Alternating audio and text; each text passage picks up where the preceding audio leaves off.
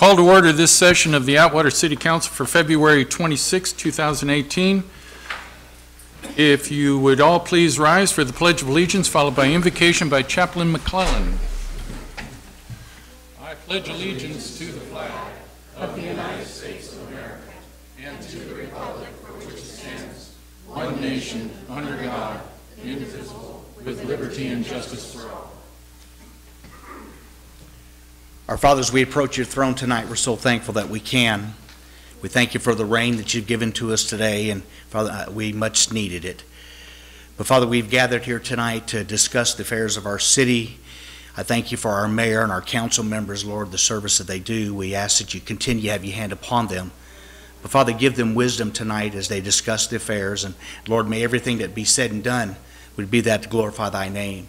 We do pray for our police that are out patrolling right now. We ask, Lord, you build a hedge around them and get them home safely. We thank you for their service. We thank you for their families. We also pray for our fire that watch over our city as well. Father, those that are on duty right now, just have your hand upon them and get them home safely. And Father, we just thank you for this time that we can come and lift you up. But Father, we ask right now that everything said and done tonight would be that to glorify thy name. And we do seek your face for wisdom. For we do ask it in Jesus' name. Amen. Amen.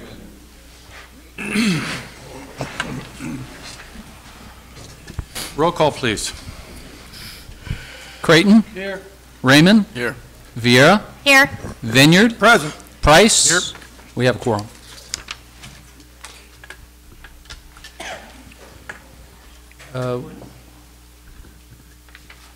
Mayor or City Attorney report out from closed session.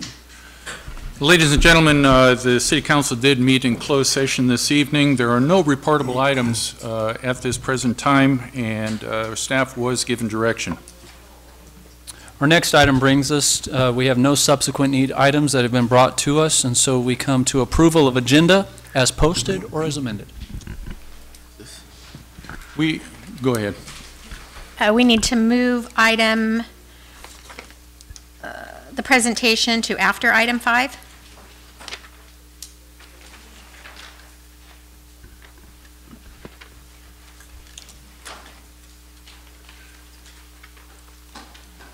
Oh. That's it.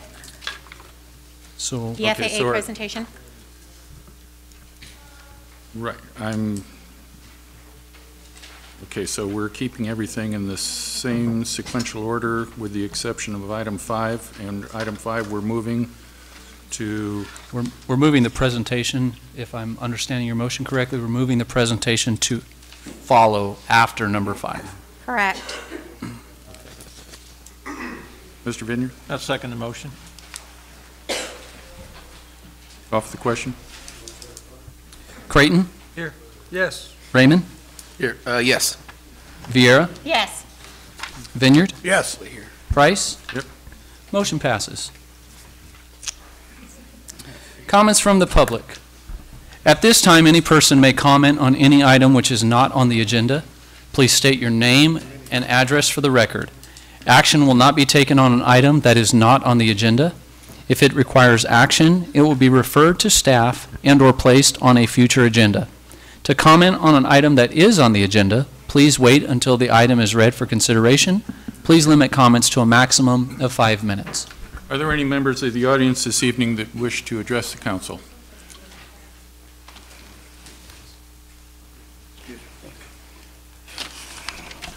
Mr. Mayor, members of the council, John Reese Christensen, former Chief Atwater PD, 200 Juniper Avenue. Interim City Manager Art Dewart, when he was Chief of Series, had an assistant chief to assist him in running a police department. When I was chief, I had 2 commanders, one in charge of patrol, and one in charge of records dispatch, animal control, and evidence. Chief Joseph had Chief Joseph to be in charge of all those things. He had 5 corporals at that time when he came in here first, no sergeants. Every chief worth his salt knows that sergeants are people that you have on the streets to make sure the job is getting done, to keep down the complaints and lawsuits. Corporals are not sergeants and do not have the authority of sergeants. While Sam Joseph was chief, crime went down. He had a master's degree. He was a graduate of the FBI Academy. The person who is now acting chief has only a high school education. Don't get me wrong, I've known Armando Echeverria for a while. He's a good man. But do you think it's fair to put him in a position he may not be qualified for? I have read some and heard some things that have been going on in the city council, the police department. Some of the council people seem to have a very hard feelings regarding Chief Joseph's appointment to that position. Councilperson Vieira felt the new city manager should have been the one to appoint the new chief. An article by one of our local reporters quotes Eric Lee, said Ms. Vieira was very, very upset that Sam was appointed chief. Why was she so upset?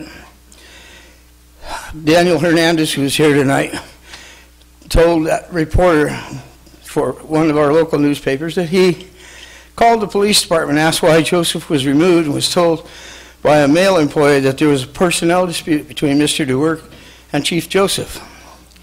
When he called the police department again the next day, he was told that Mr. DeWerck and Chief Joseph had a personal dispute. Chief Joseph was put on admin leave on the 22nd and told there had been a meeting of the Police Officers Association and they had a finding of no confidence. That meeting did not take place until the 23rd.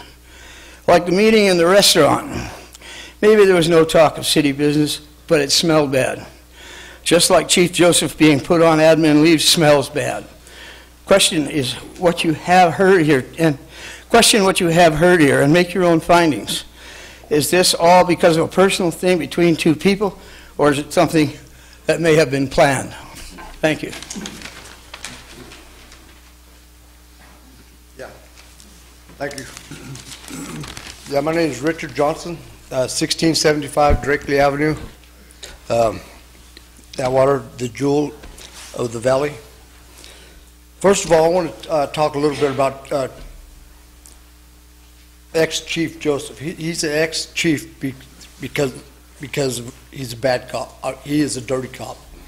And let me tell you, that's 100%. That is 100% a dirty cop right there. To do me like he did, nobody knows what he did to me but Mayor Price. Mayor Price knows what he did to me because he ordered him to do it. Just because he wanted me to be silent and not let the public know of your many crimes. I'm tired of it. I'm sick and tired of you taking our life away from us, and it's going to stop. I'm telling you, because I'm no more of this. And all the people that don't drive around, I know thousands and thousands of people have seen us protesting for the last 4 years in the city of Atwater, right there by the funeral home. And you think I'm protesting out there just to do it? I just want people to know what I'm doing. All them signs I'm painting is every bit is the honest to God truth of what happened to us, the facts, and we have it all documented very well.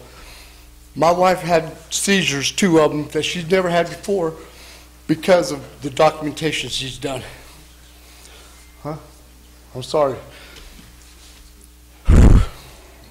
It's just way too long to go through this hell because you guys didn't get our home. Okay. I think it's important that the public knows there's a major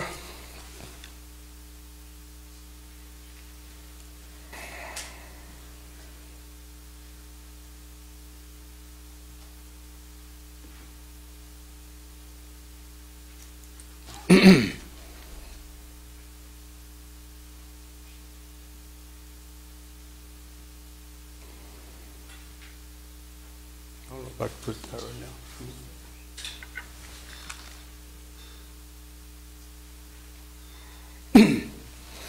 I think it's important that the public knows that there should be a major investigation into the city's police department. I know there's quite a few of them, and I appreciate that they stood up and got rid of a dirty cop like Joseph. And I'll say it every time, I'll forgive people because I'm a forgiving person, but when they keep on committing crimes against me, I'll still forgive them. I don't know why I'm like that, but I'll tell you right now, this has to end. This is a major problem in this city.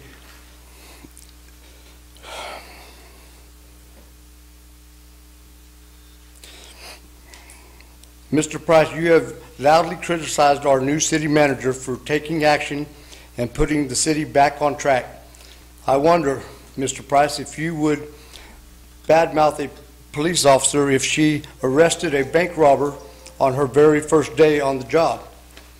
Apparently, you would think she should take a day or two to evaluate the situation. But I give you credit for toning it down. After your close encounters with the sheriff's deputies over your squirrel hunting safari, I want to say you have caused my family a lot of grief. Mr. Price, you are a major reason the city turned off my water when we tried on numerous occasions to resolve the issue.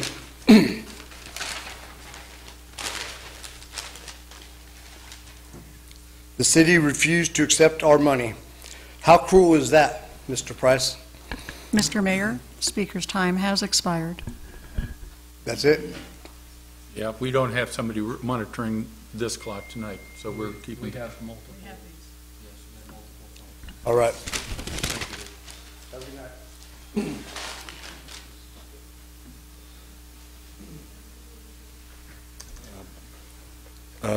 Good evening, Mayor, members of the council, members of staff, members of the public.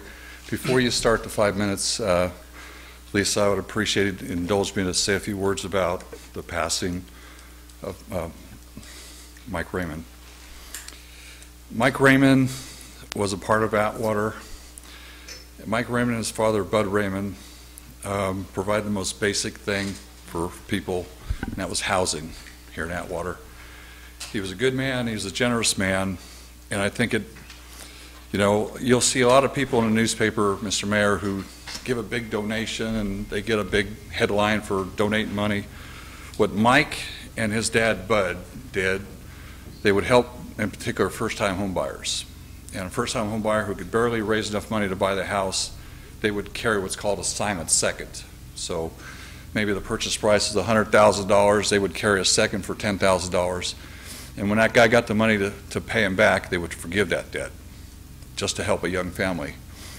Brian, my heart bleeds for you, brother. You were blessed to have him as a dad, and he was blessed to have you as a son. He was a good man, and he would be sorely missed. As good a builder as he was a better person and a family man. So God bless you and your family and his wife, Karen. Now, Mr. Mayor, I want to speak to you about Mr. DeWert, the city manager.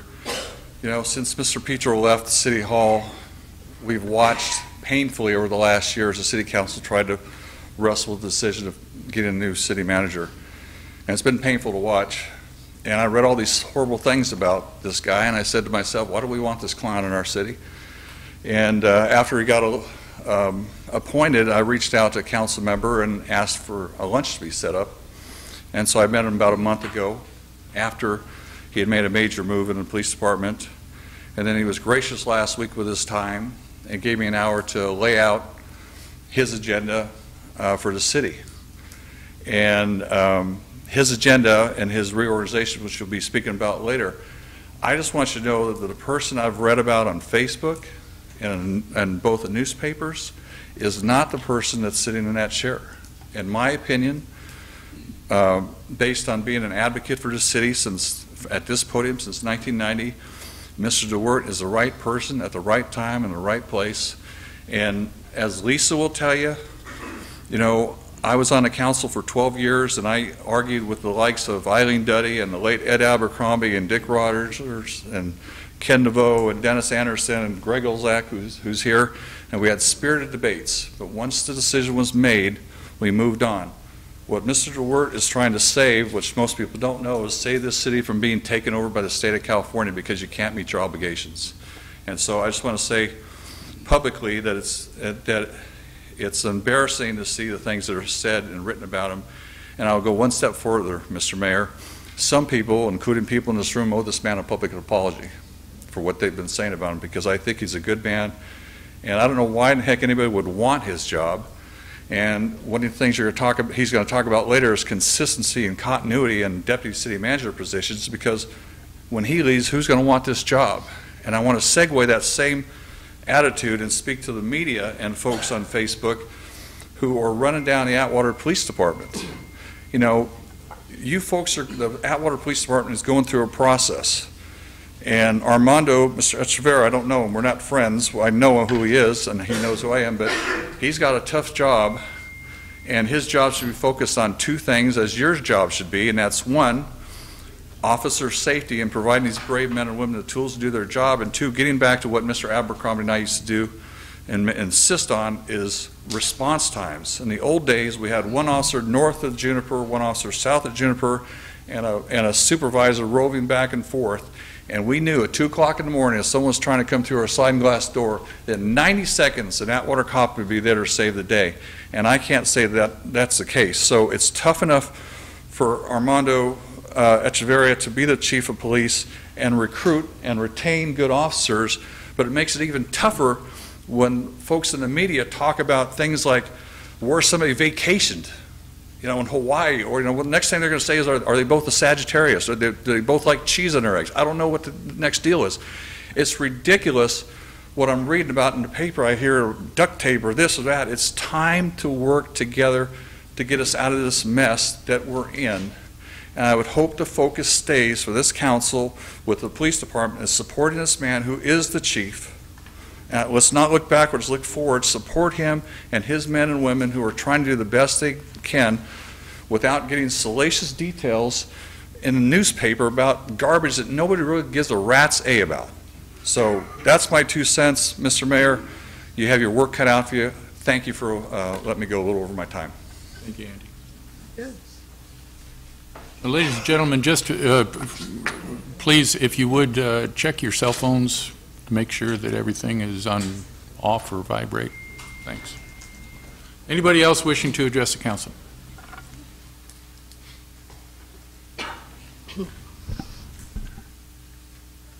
Hi, my name is Lori Johnson. I live at 1675 Drakeley Avenue. On October 9th, 2017, after listening to the Mayor, Jim Price, telling my husband to stop talking and Samuel Joseph telling him it's over before his 5 minutes were up, I walked out of council chambers and looked up, hearing the tactical team running towards me. Heading that tactical team that day was Ken Lee. I told him Richard wasn't doing anything to be arrested for. And I reminded him that I have seizures, so he said, then move, Lori. Joseph came out and seen Rick was in cuffs and went back inside the chambers. The door opened and I heard Price say, I said, do something with him. Joseph asked, what do I charge him with? Price was angry and said, disturbing a public meeting, a 403. Joseph, mad and publicly humiliated, returned. They had Rick in cuffs outside the doors of City Hall, surrounded by officers. Joseph went behind Rick and pulled his right arm up backwards as far as he could, leaving multiple bruises, and still he has a lot of pain from it. I said, he's not resisting. Why are you doing this? They took him to jail for 13 hours. The tactical team was watching the council meeting from another room, waiting for a sign from Price to come out and arrest Rick. I just wonder how much of the taxpayers' money was spent on all the extra man hours from watching us, following us, and harassing us, or just having some more police presence at meetings when we were there. Who voted on a budget that delegate so much of the taxpayers' money on the Johnsons, a couple married for 25 years, tax-paying residents, homeowners that are invested in the city. Maybe it's just a return on our investment if we just look at it as special treatment, police protection 24/7, then I hope other taxpayers don't feel cheated. Thank you.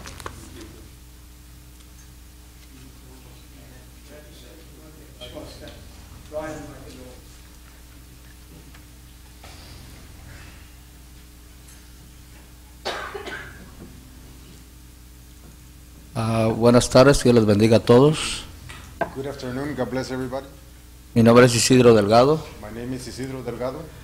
y gracias a todos por su presencia en este lugar. Yo sé que es importante para ustedes estar aquí, igual para nosotros. And thank you every one of you for being here with us. I know it's important for every one of us. Y le damos la bienvenida a cada uno de los del pueblo que llegaron a este lugar también. And we welcome everybody, everyone that's here, that took the time to be here. Y deseamos en nombre de la comunidad darle un presente a Armando Echeverría. In the name of the community, we want to give an award to Armando Echeverría. Estamos representando la Iglesia de Jesucristo en la ciudad de Atwater. We are representing the Church of Atwater, the Church of Christ.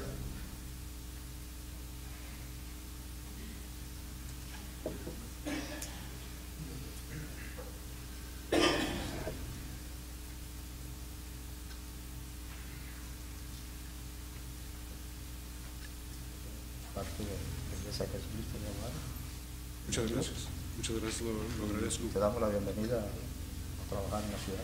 Muy bien. Muchas gracias, lo agradezco. Soy muy orgulloso de poder representar la comunidad hispana, al menos por este tiempo que estoy en este puesto. Gloria a Dios. Muchas gracias.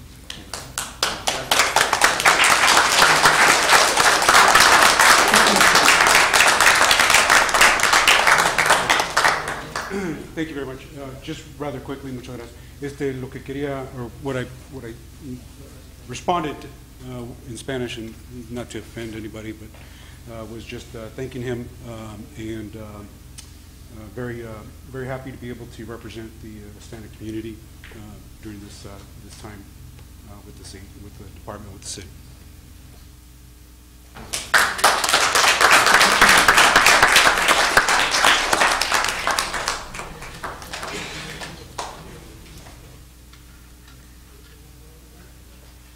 Good evening, Mayor, council members, and members of the public. Larry Bergman, 3124 Mermaid Drive, Atwater.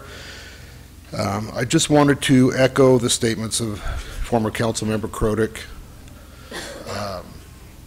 I've had the opportunity the last year to work for Mike Raymond as my realtor broker, and I apologize, I'm a fairly emotional person, and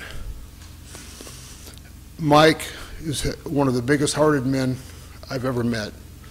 Not only what he did for first-time homeowners, he was one of the biggest driving forces of youth baseball in Atwater. He gave hours and hours of his time and uncounted amounts of money to create the program that we have now. He's a gem of a man. I'm truly going to miss him, but mainly, Mayor, I was up here to ask if we could close tonight's ceremonies in honor of Mike Raymond, a proud Atwater citizen and somebody, those of you that didn't have the opportunity to know him, you missed a wonderful man. Thank you. Anyone else wishing to address the council?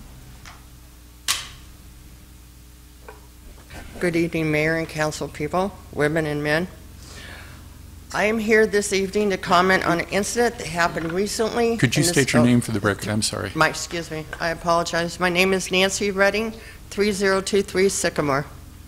I am here this evening to comment on an incident that happened recently in the city of Atwater. On Sunday, yesterday, February 25th at 7:30 a.m., Immigration and Custom Enforcement agents, otherwise known as ICE, profiled, intimidated, and manipulated 4 adult males at Circle K store on 1201 Schaefer Road here in Atwater. These agents pulled up in an unmarked van, approached 4 men of color, and began to intimidate, harass, question, and manipulate. These same agents at 6 a.m. in the morning went to a private residence in Atwater without a warrant, carrying M4 weapon, and informed the residents they were police, not ICE. This is supposed to be a safe community. This is appalling. It is unacceptable. It is an outrage. It is an act of intimidation, of which there should be and will be no tolerance. Thank you.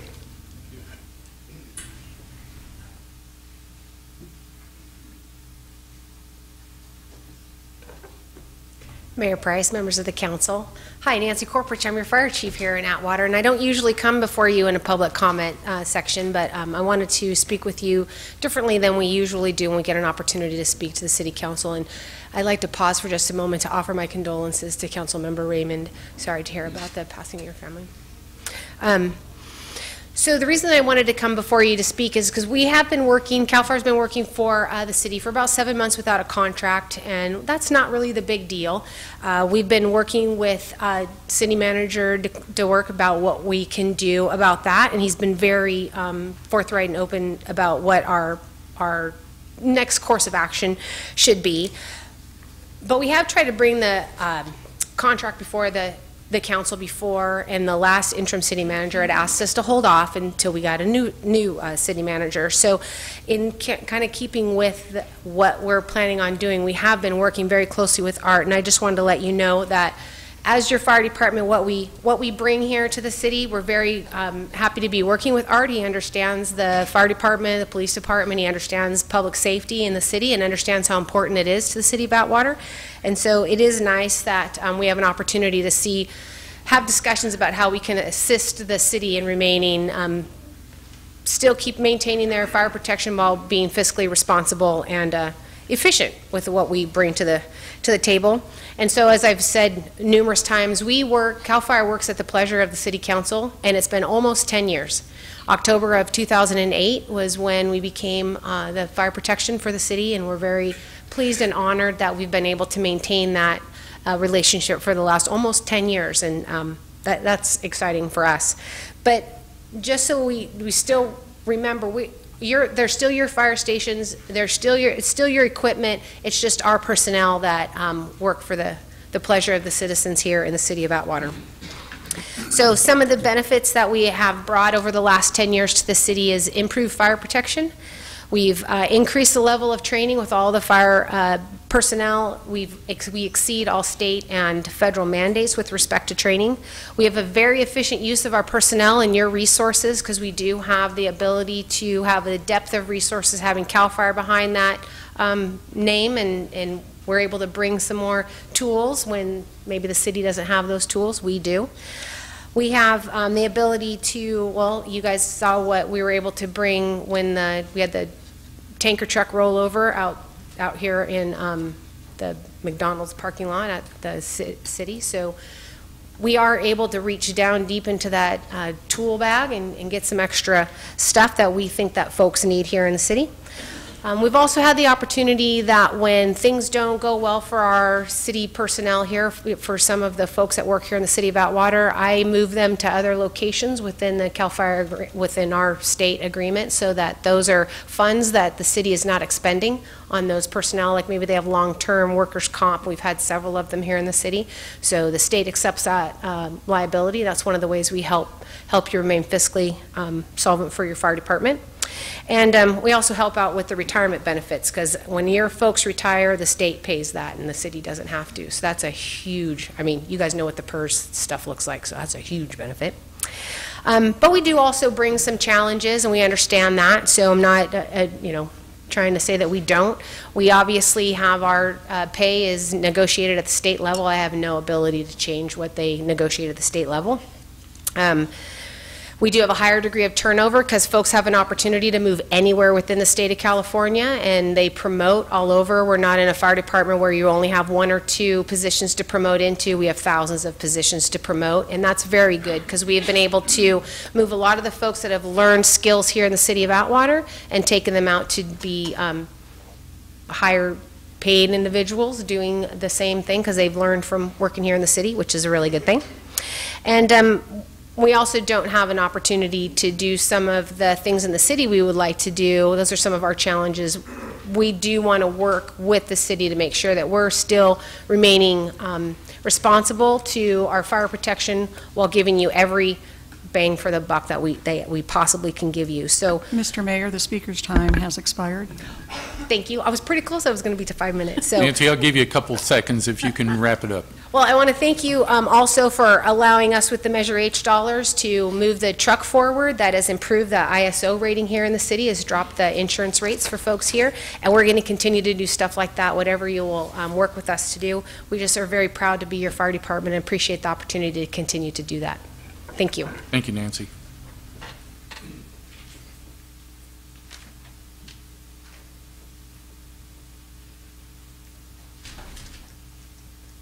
Mr. Mayor, City Council.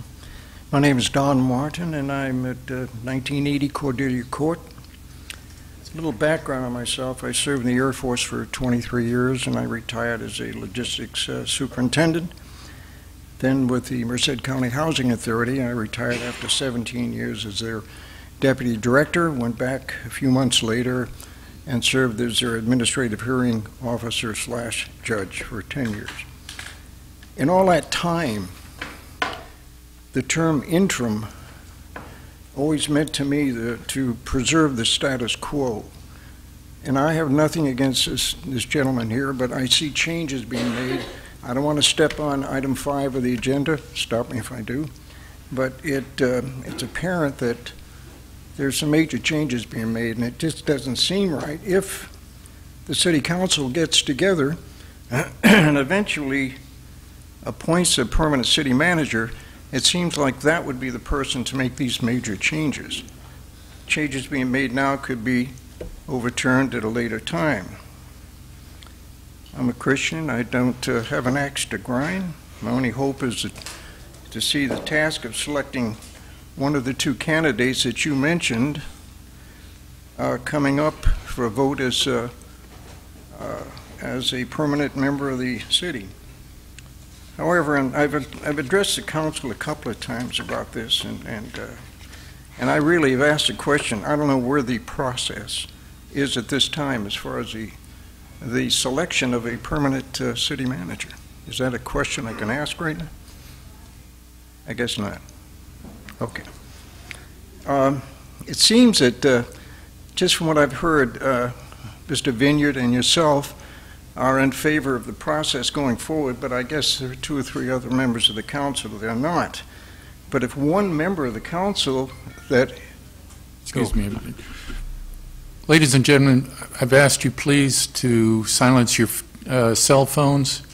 Please do so at this time. It's not fair to the person, whoever they are, at the podium here speaking. So please make sure your cell phones are all silenced at this time. Thanks. Mm-hmm. Go ahead, Tom. Yeah, if we could get one member of the 3 persons that seem to be against this to acknowledge or at least agree to go forward tonight to bring those people forward. Otherwise, we spent we as a city, over $30,000 with this process of selecting people for replacement as a permanent member of the city, city manager. It's a lot of money, a lot of time. We've had 3 interim city managers. And I just wonder if there's a problem with one member of the 3 people that have voted, it seemed to be blocking this, it appears to me anyhow, that would agree to at least let the process go forward. Otherwise, that money and time is all wasted.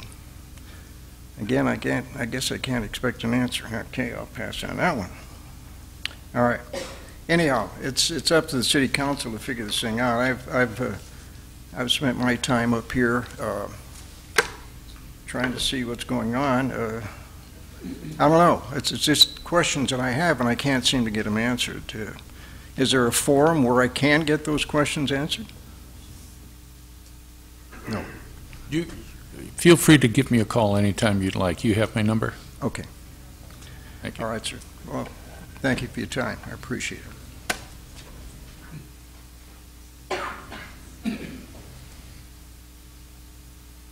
You'll eventually get up here, Mr. Hernandez. Don't worry. I haven't forgotten you. My name is Lupe Delgado. I am a resident from Atwater 2171 here in Atwater. I want to go ahead and also lift up the importance of people in Atwater, the raid that took place this weekend. This is serious. This is our community residents. These are our families. We don't want ICE here. These are people that were going to work, stopping at Circle K to get their coffee as they were going to work. We have ICE coming in here identifying themselves as police officers. I see your officials here, and we need to know and get to the bottom of this. This cannot be happening here in Atwater. Atwater has a large population of Hispanics. We need to protect our families. These families were taken, detained, deported, leaving 2 wives and kids behind. This is what you call separation. I'm Latina, I'm Hispanic, and I'm very proud, and I am a citizen, and we need to come together to secure our families. This is beyond color. This is beyond the skin of my color and your color. This is immigration status. We cannot have this happening. These are people that are working and providing for us. They get up every single day, put on their boots, strap them up, and work in one of the most difficult jobs that other people refuse to do. They are the ones that bring food to our table. They have families, and they have properties, and they have businesses also. And here I am, city council meeting. Hispanics are here and don't understand what I'm saying because there's no interpretation. How can this be happening? We need people in here that are going to be, this is a public meeting. People that don't speak Spanish should have the opportunity to know exactly what is happening. This is more than half of your constituents. That's why they're not here. So I know, and I kind of heard there's a new law officer in this community. We need to get connected with them and see what's going on, what is happening. We cannot separate families. We need to keep them together. I hope the message is loud and clear because this is our people. They're not different from you and I. I will repeat that. They're not different from you and I. They have hearts. They have families, and they work just as hard or 2 or 3 times harder than many of us in this room. I am calling for passion, for understanding. Talk to us, learn to us, embrace us. We do no harm. We work, and we pay taxes straight across. And we pay to Uncle Sam, and we report every year. And 5 minutes is not enough to lift up the stories of those people.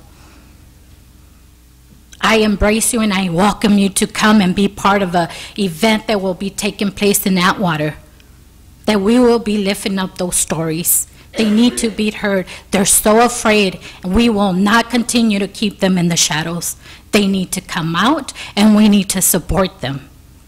This is a calling for every single man and woman in this room. They have children just like you and I. Thank you. Ms. Vieira? Yeah, I know that that's the second person tonight that spoke of this incident, and I don't know if Chief Echeverria, can you give us any insight as to, do we have any jurisdiction? Do they have jurisdiction? What is our police department notified when they're coming in? I'm completely unaware of how they work in our community, so can you maybe enlighten us a little bit? As a federal agency, they have jurisdiction to come into the city to enforce the law. Anytime that there's an outside agency that does come into the city, it is common protocol to notify the department that they will be working within the city should their assistance or be needed from our department. In regards to the incidents that transpired this weekend, I don't have all the full details on that, but I am aware that we have worked with the authorities in the past. So basically, they have jurisdiction over us. They can come whenever they want. We can't. We have no control over that. We can't prevent a law enforcement agency to come into the city to affect or to enforce state or federal laws. Do they have to right to come in and identify themselves as police officers? Effectively, they are law enforcement officers, so they can identify themselves as such.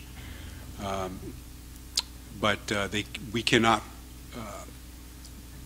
prevent an outside agency from enforcing any laws that they seem appropriate to enforce.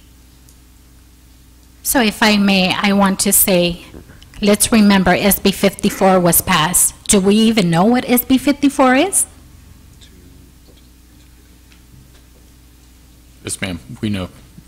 I'm sorry. So for those that don't, just like everybody else had more seconds attached to this, I'm asking some couple of seconds.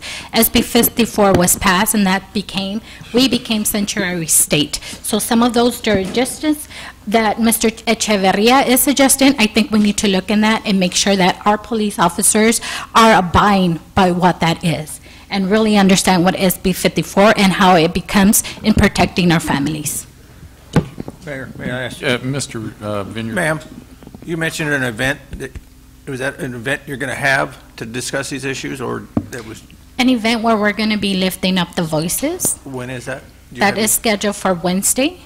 At what time? It's going to be at 6 o'clock. And where, ma'am? It's going to be at the United Methodist Church. On Bellevue? On Bellevue and Linden? Not here in Atwater. It's the one in Merced. Okay, thank you.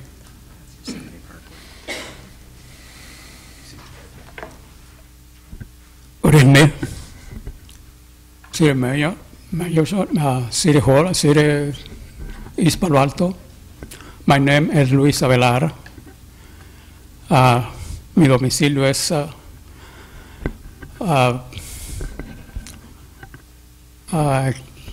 10013 en Sunset Drive. Asking me to interpret. You're asking. Okay. I'll be more than happy. I was going to do it in Spanish. My name is Luisa Vilar, and my address is, ¿su dirección? 10013 Sunset Drive. Sunset Drive Atwater. in Atwater. Ok, pues estoy aquí con la misma preocupación de todos nuestros emigrantes que estamos aquí somos contribuimos y tenemos derechos, por eso estamos aquí. Yo tengo más de 30 años aquí y conozco lo que es la política y conozco cuál es nuestro sistema. Nuestro gobernador ha sabido apreciar lo que somos nosotros. Por eso él ha firmado una ley, santuario, el Estado santuario. Entonces les pedimos a ustedes que nos apoyen también para que no haya estas injusticias. Sabemos que están violando derechos los agentes de migración. eso siempre está pasando. Y por eso no quisiéramos que ustedes nos apoyen y que no contribuyan con ellos en esta labor. Ok, les apreciamos mucho y vamos a seguir tratando de investigar qué es lo que están haciendo, qué es lo que se hace en las ciudades. Livingston es una ciudad santuario ya, y queremos que ustedes, por favor, tengamos con ustedes ese apoyo. Muchas gracias por su atención.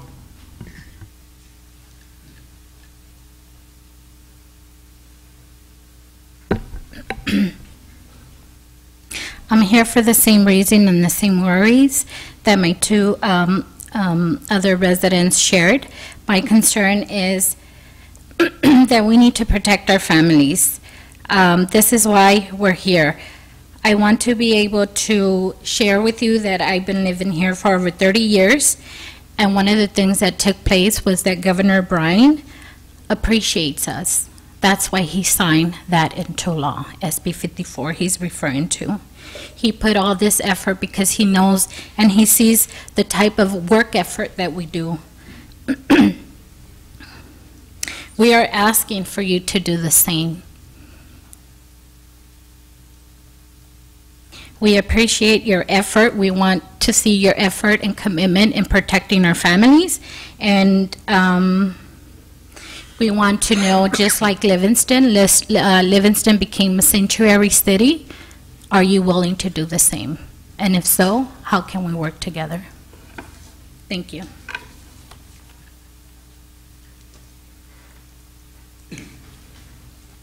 Mr. Hernandez, I think you got a floor.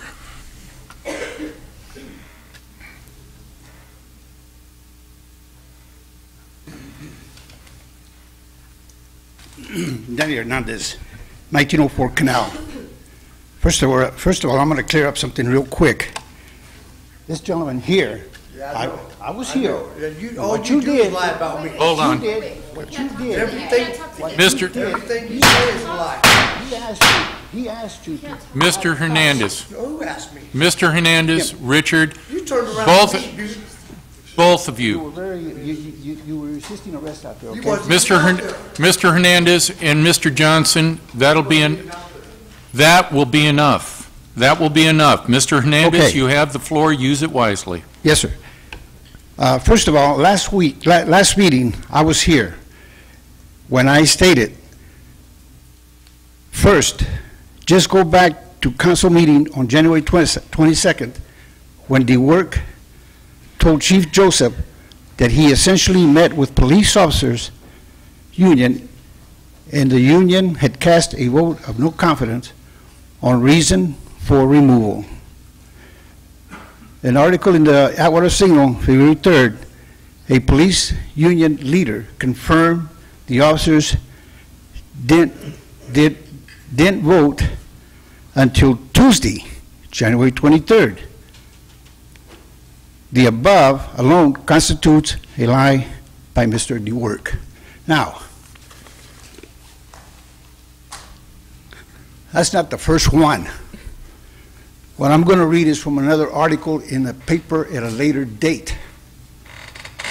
This one has to do on a question DeWork said, in the last 2 years, I've been on a few ride-alongs with a PD. I've seen him defuse situations, talking about the police chief interim right now. When the Times asked Echeverria, which he went on to ride along with DeWork, the interim chief had a different vision. He answered, he did not participate any.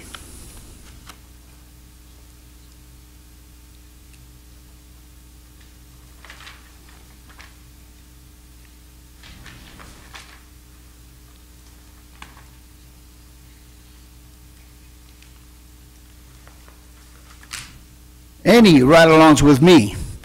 I did see him on ride-alongs with other officers. My interaction was just in passing, saying hello. Frank Pedro informed the Times he believes he only authorized me one ride-along for the work, which took place when Thomas Niedenruder, and it occurred years ago. If the work went on any other ride-alongs than authorized, it would be unauthorized, it would be a violation of the department policy and procedures. The disagreement here between the acting chief of police and Mr. DeWork is another lie. Now, you know, if you're going to tolerate this individual as for the way that he communicates with people by not being truthful, as I said last meeting, he needs to be removed from here. We now have more. I contacted other people that have come to talk to me regarding the turmoil that's going internally inside the city hall, because they don't know what is going on. And this has got to stop, one way or the other. And to the two members here that have a thinking that, that he doesn't belong here, you need to be supported. And I urge the Mr. other Mr. Mayor, the speaker's time has expired. And I urge the other three members to join them in removing this person. We no longer we don't have a attorney anymore, so you got three things that are going on here. Mr. Hernandez, I'm sorry, your time has expired. Okay, can I say something totally real quick? Your time has expired. It is sad. No, I want to talk about one thing real fast. It is sad that at this stage, I contacted the Atwater High School District and also the Atwater Elementary School District regarding these shootings that have taken place in the cities, regarding having protection for the schools here in town. All right, this is very sad that not even at this level do we have the time to address that issue. We understand. We need to do something with it. Thank you, Mr. Hernandez. I will. We appreciate it. Is there anyone else wishing to address the council?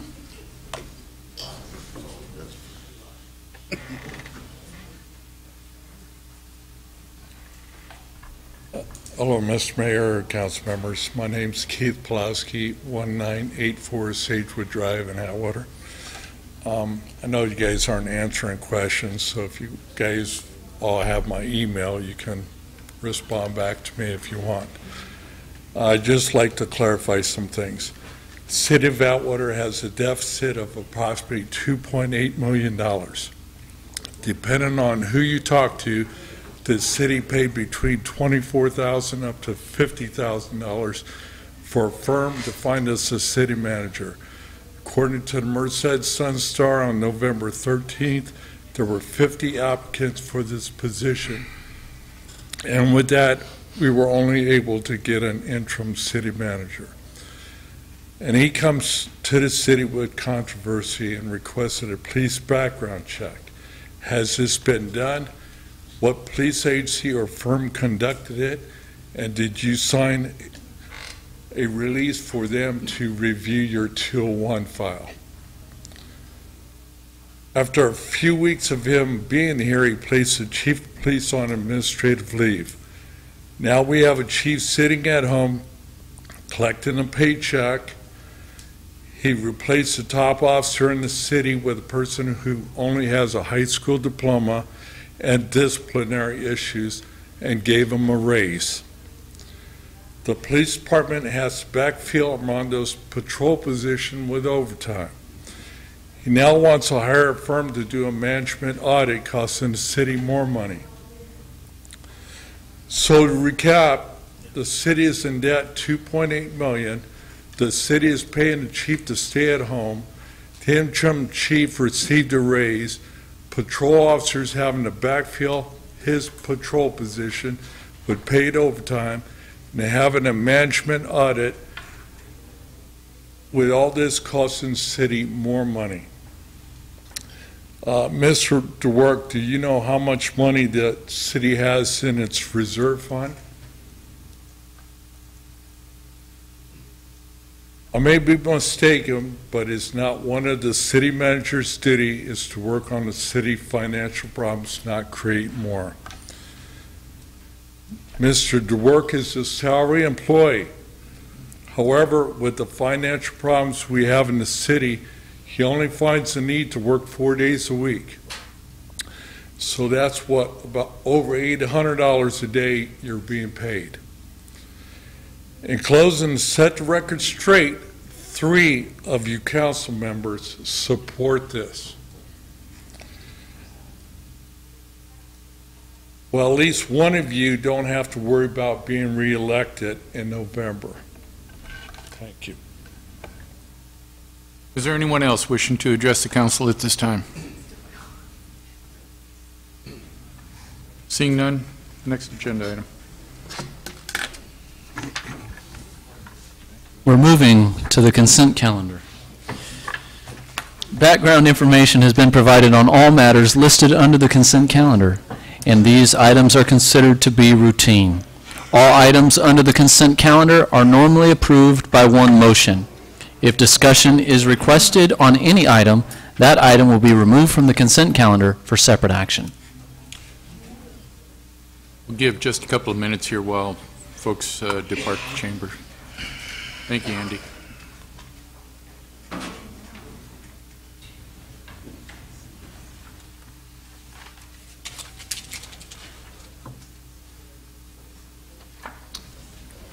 Okay. Mr. Vineyard. Remove number 2, please, for discussion.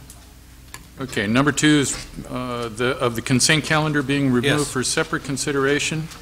Are there any other items on the consent calendar which any member of the council would like to remove for separate consideration?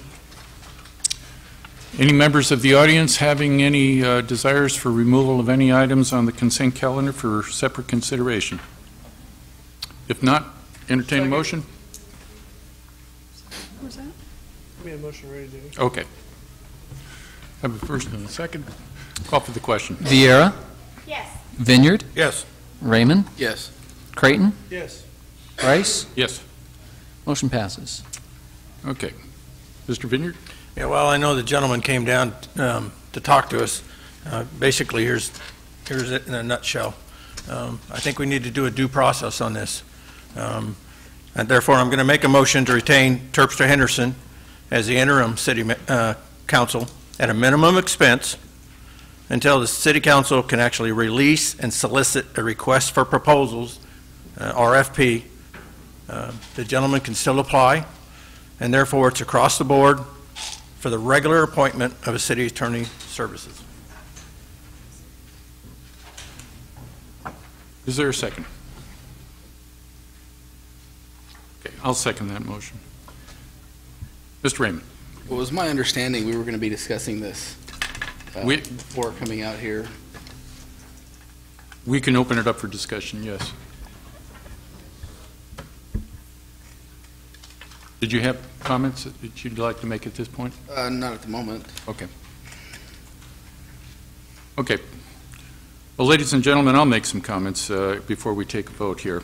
I'm going to back this motion. I think it's important that we understand that we've already got approximately 6 interim positions within the city at this point. I'm not wild about another interim position on any department.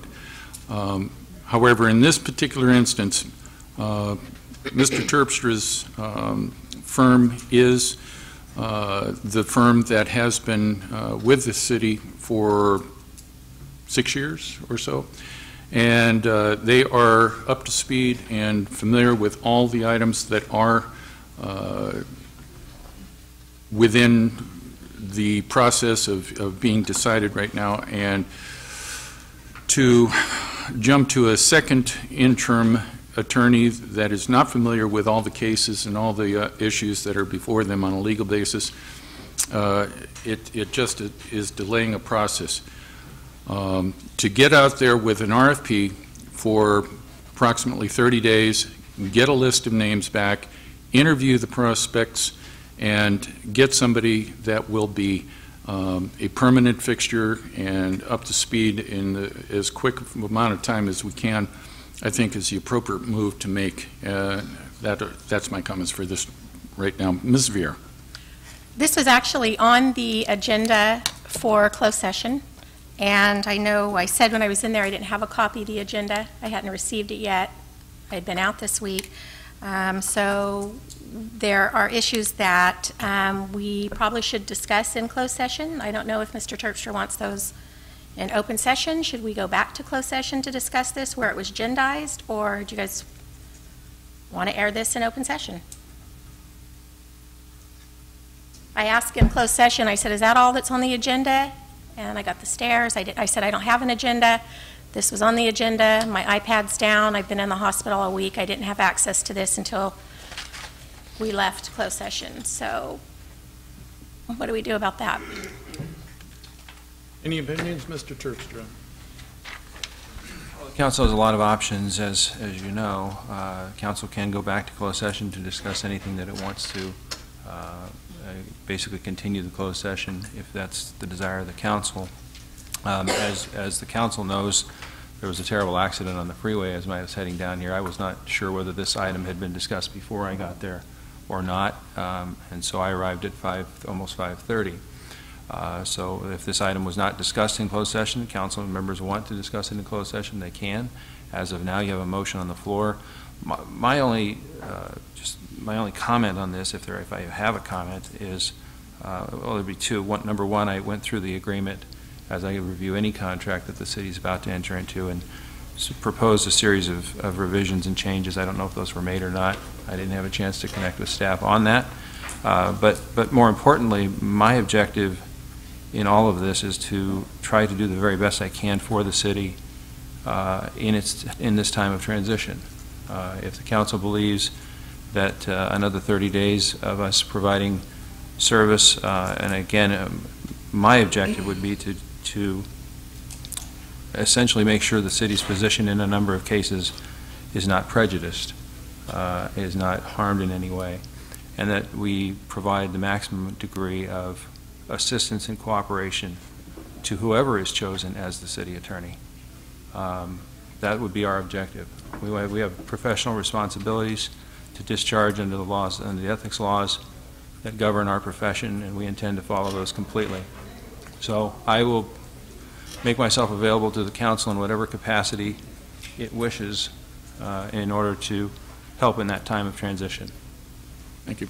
Mr. Vineyard? Yeah, the issue I had with this is threefold, actually. We have a presentation here. The recommendation is that on that presentation is that the mayor execute a letter in opposition with the approval of the interim city attorney. Now that presentation was supposed to be first, which means as if we have already appointed an interim city attorney. Closed door was supposed to be about an interim city attorney, which means we would have talked about that before the presentation. And then we have on the consent calendar approving the interim city attorney. I'm not a rocket scientist, but I see a little problem with that. On top of that, the proposal was sent to us in January 12th, a full month before Mr. Terpstra offered his resignation. I have a problem with that. We need to do things in a proper standard order. No direction was given to go out and ask for a proposal that I'm aware of. I didn't give that direction as a council member. We're spending money to do this. We're spending money to find a replacement. Nothing against the company. I have no personal. I've looked at them on the webpage as well as I've looked at some others. So it's nothing against them. I want to do this appropriately. We've gone through this with interviewing city managers, and we've said, by golly, we're going to do it this way, and we gone totally different than what we said we were going to do. I want to do it appropriately. We haven't done that. Let's do something correct. You all keep telling us, do something correct. Quit wasting our money. Let's do something correct. Do the correct steps. Do the proper thing. Because we aren't. This is not proper. Direction was not given. Not by the full council. We didn't discuss it. So, that's why I made the motion. I want it done properly. Because then when we get all the RFPs, all the proposals, we may only get one. It may only be them. But if we get 3 or 4, then we can interview them. And they may be the best ones. I don't have a problem with that. I want to do it correct. I want to do it correct. Ms. Vera. The date on the proposal is because I requested it. February of 2017, I was asked by then City Manager Scott McBride to join him in a meeting with Nave Myers just to discuss possibilities of city management, city attorney services. We go to the League of Cities every year. You went. You go up and down, you meet vendors, you meet attorneys, you meet people that make road signs. Well, they're all there to offer their services. And so I met with Nave Myers when we were there. I met with BBK when we were there. I came home with 3 or 4 other cards in my backpack, pens, erasers, everything while we were there. Also, Churchill White. Is it Churchill or Churchwell? I'm sorry. So there's nothing wrong or dirty about a proposal that I wanted to see. What do you guys charge? I'm not going outside of my jurisdiction by asking. I'm allowed to ask. That's what we're supposed to do. We've had numerous complaints from the community about the charges that we're paying for our attorney services. We've had complaints about other portions to the service. So there's no dirty hidden agenda.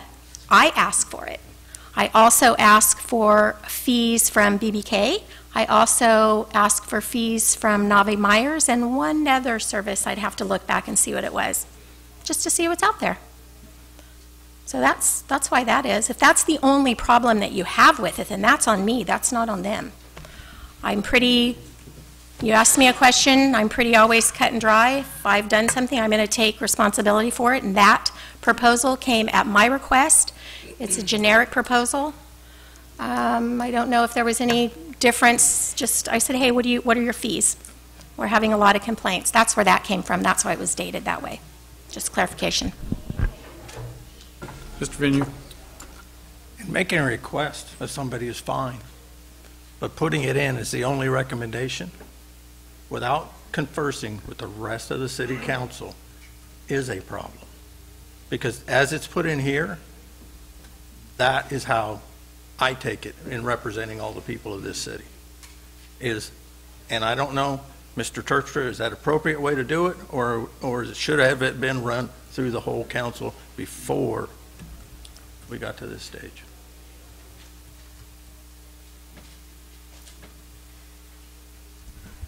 Well, back in, I don't know, it was probably January, we met with the council in closed session to discuss a number of issues. The main issue trying to address the issue of cost. And we pointed out in that meeting that there had been a lot of extra costs associated with the city manager search process, as well as no less than 39 different Public Records Act requests and requests for investigations of various departments and employees within the city. We explained that that was the reason why the costs had been extraordinary in the last year. We were asked to look at the issue of costs as well as other issues, keeping the council apprised of the task list and a few other items like that. So we began the process of addressing those issues. But it became clear to us over a period of weeks that it was becoming a situation that was not workable for us. And so on February 14th, we did give notice to the city that it was our intention to resign as city attorney. And that is still my intention. And the letter stipulated that there would be 3 events, the earlier of the 3 events, either the council notifying us in writing, or the council taking action to appoint a new city attorney, or a 30-day period having passed. We felt that that was enough time for the council to at least begin a process. Now, how this got on the agenda and who put it on the agenda and whether the council should have given direction to go in that way, that is for the council to decide the propriety of that. I will say that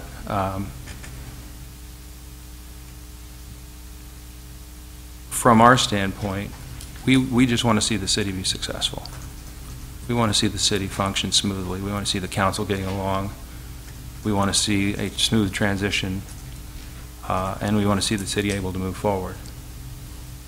That's where I am with this. And if that means assisting the city for another few weeks or however long it takes to do an RFP, which is a standard way of proceeding, the council would get together and approve a request for proposals, in whatever format, and authorize it to be distributed. Or the council could retain a service like we did with the city manager search process. So whichever direction the council wants to go, if we can assist by helping in transition or staying on for a few more weeks, we'll do that. It's not my preference.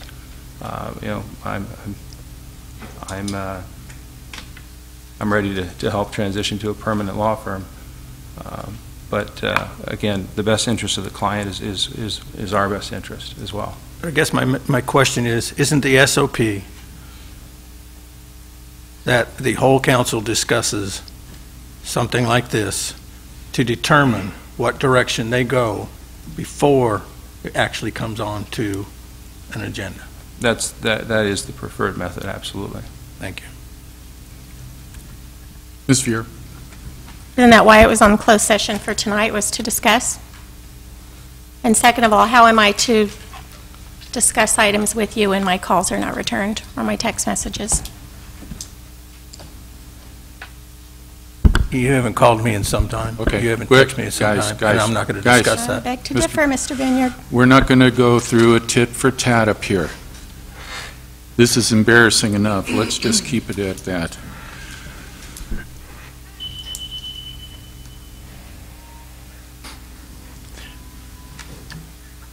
While the fire department is being dispatched.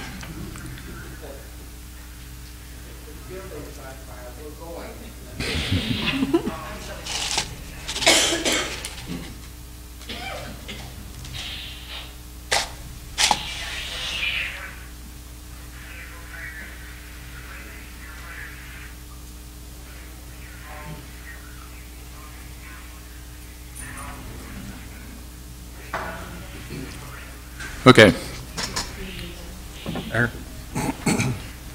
The main purpose is the 3 confusions of the 3 different things that are on here, and to get this in an appropriate way of getting the RFPs out there. Mr. Terpstra is leaving.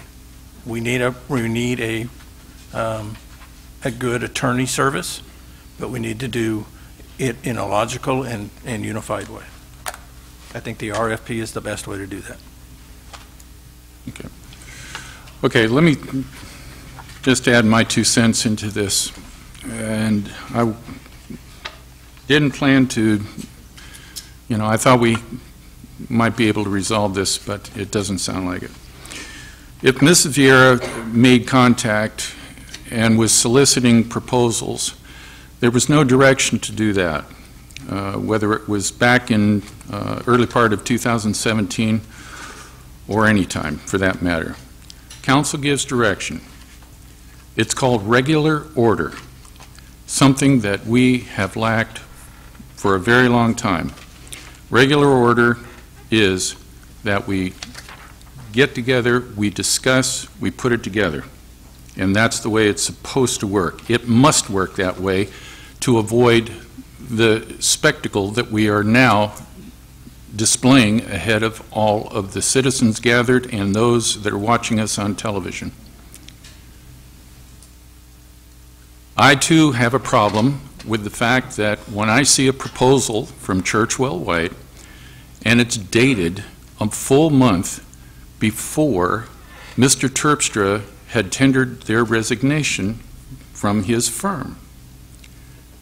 Now, in addition to that, at the last City Council meeting, Mr. DeWerck and Ms. Vieira took Mr. Terpstra aside without council direction, without council knowledge, to offer him different duties to handle anything and everything with the exception of personnel issues.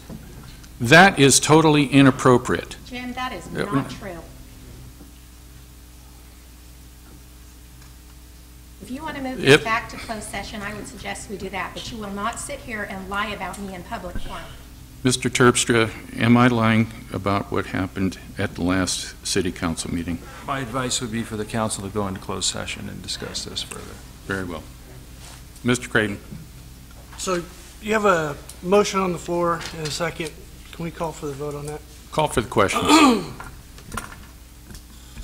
Creighton? No. Rain? For confirmation, are we going back into closed session with this? No. Vieira? No. Vineyard? Yes. Price? Yes. Motion fails? 3-2. That's right. 3-2. Mr. Creighton. Motion to approve, and also make a comment that just because you're in the minority, it doesn't make it okay every time you guys don't get your way, that you rally this whole thing and you turn it into some conspiracy that gets blown out of proportion and everything else. Our attorney resigned on us. He resigned. What are you guys trying to do? You're not in the majority again. You're going to spin this thing out of control, drag the city through it. Give me some leadership here, Jim. I'm sick and tired of this. We're going to play this game around in a circle. We're done with it.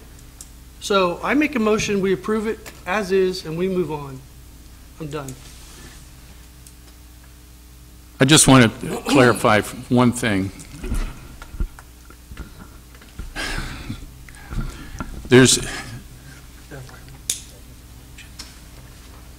the embarrassment of this one particular thing here is just overwhelming, and I apologize. I apologize. But the simple fact of the matter is, something that I want the public to know, is that Mr. Terpstra was given a 30-day window to address items of concern that were brought forward for a performance evaluation a month ago. He was given 30 days to come back with a reply to those concerns. Ms. Vieira came to me and asked for that to be put on the agenda at that time for closed session discussion, which I did. Mr. Terpstra was not given the courtesy of responding to that. The 13th of this month, Ms. Vieira went to the city clerk and requested that a closed session item be placed on the agenda for termination of Mr. Terpstra. A city council member does not have the authority to do that independently. That is something for discussion and then to be brought forward. That's called regular order.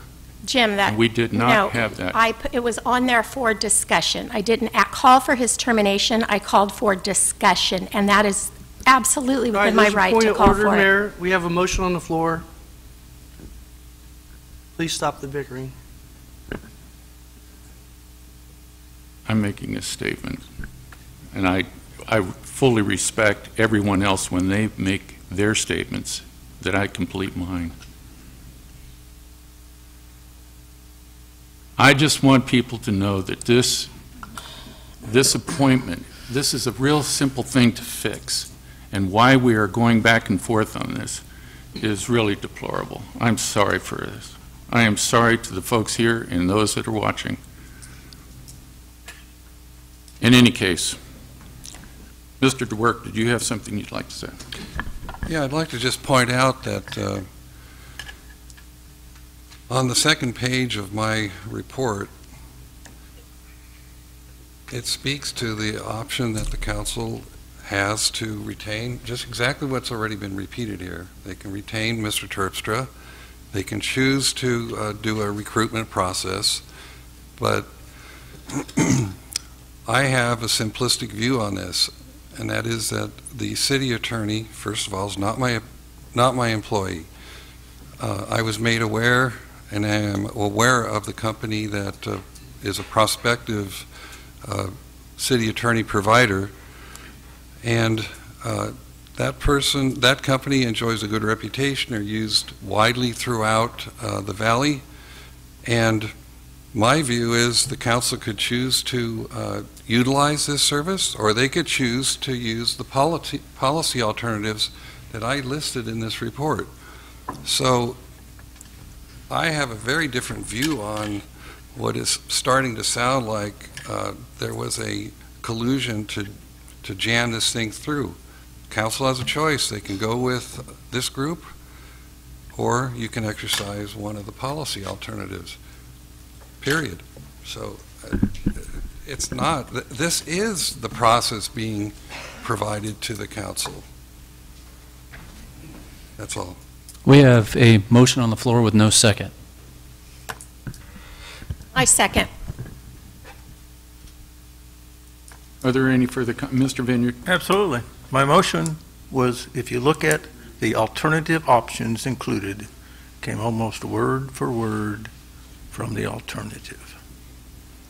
Continue to retain Terpstra Henderson under the City Council, can release and solicit a request for proposals. It does say RFQ instead of RFP for the regular appointment of city attorney services. Initiate the employment recruitment process to fill, in whole or in part, the position of city attorney as city employee. I simply was stating that there was confusion, but I was using his alternative to my motion. Thank you. Mr. Raymond? I've heard a lot about process and order. So why don't we discuss this in closed session and then come back out and vote on it? That's all I'm asking.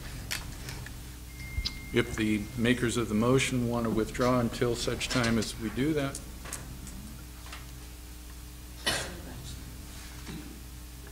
What was your recommendation? Follow the agenda, go back into closed session, discuss this as we were supposed to, and then come out and vote based on what we've discussed. I'd be amicable to that. However, I'd like Jim to explain to the general public, since you guys created this great narrative of some conspiracy, why didn't you bring this up in closed session, and why didn't we have the opportunity to discuss this in closed session? Okay with that. I'm sorry, go ahead. I'm okay with that. Well, the whys and what fors are It's very important, Jim. But here's, Paul, please. Mr. DeWerk excused us out of closed session that there was no other items to discuss. So if he felt it, good enough to come out of there, I was okay with that as well. You're the chair. That's right. And this is also a consent item for approval. It's open session. So, I'm sorry if you don't like that as an explanation, but that's the explanation I have for you at this point. So, if we want to go back to closed session to discuss this, if you want to rescind your motion and the second wants to follow, we'll take it back to closed session at the end of the meeting.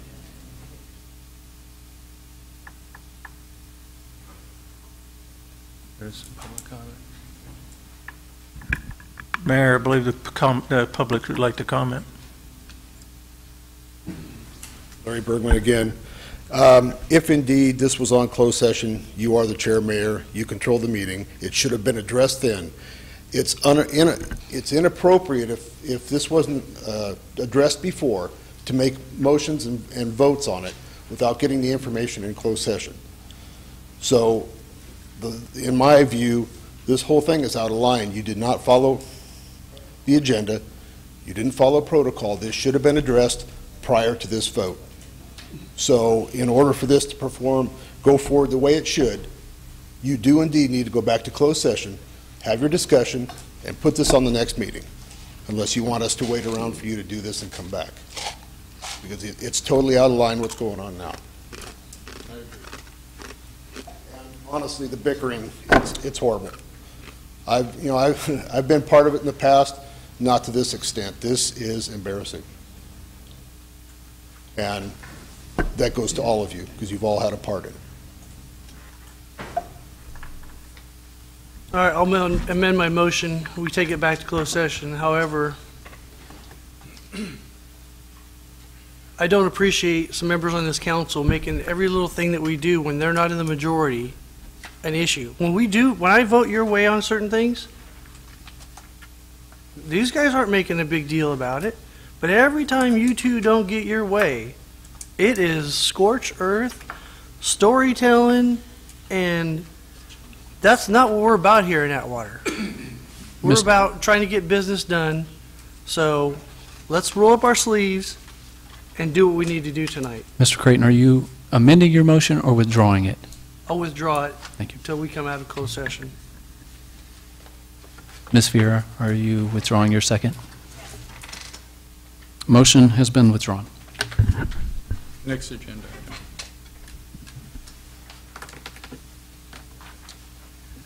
Next item, funding and budget matters. Treasurer's report for the month of January 2018. Hooray, I'm on. Good evening, Mayor and Councilman. Before you is January 31st Treasurer's report. Are there any comments or questions, Mr. Vineyard? I just want to make one comment. The beginning balance for people at home was $3,592,235 on the general fund in the negative. It is now negative $1,662,296.61. So it has dropped immensely. Move to approve. Second. Those are the property taxes, Thank you. $1.7 million. Thank you. And our second was Mr. Creighton.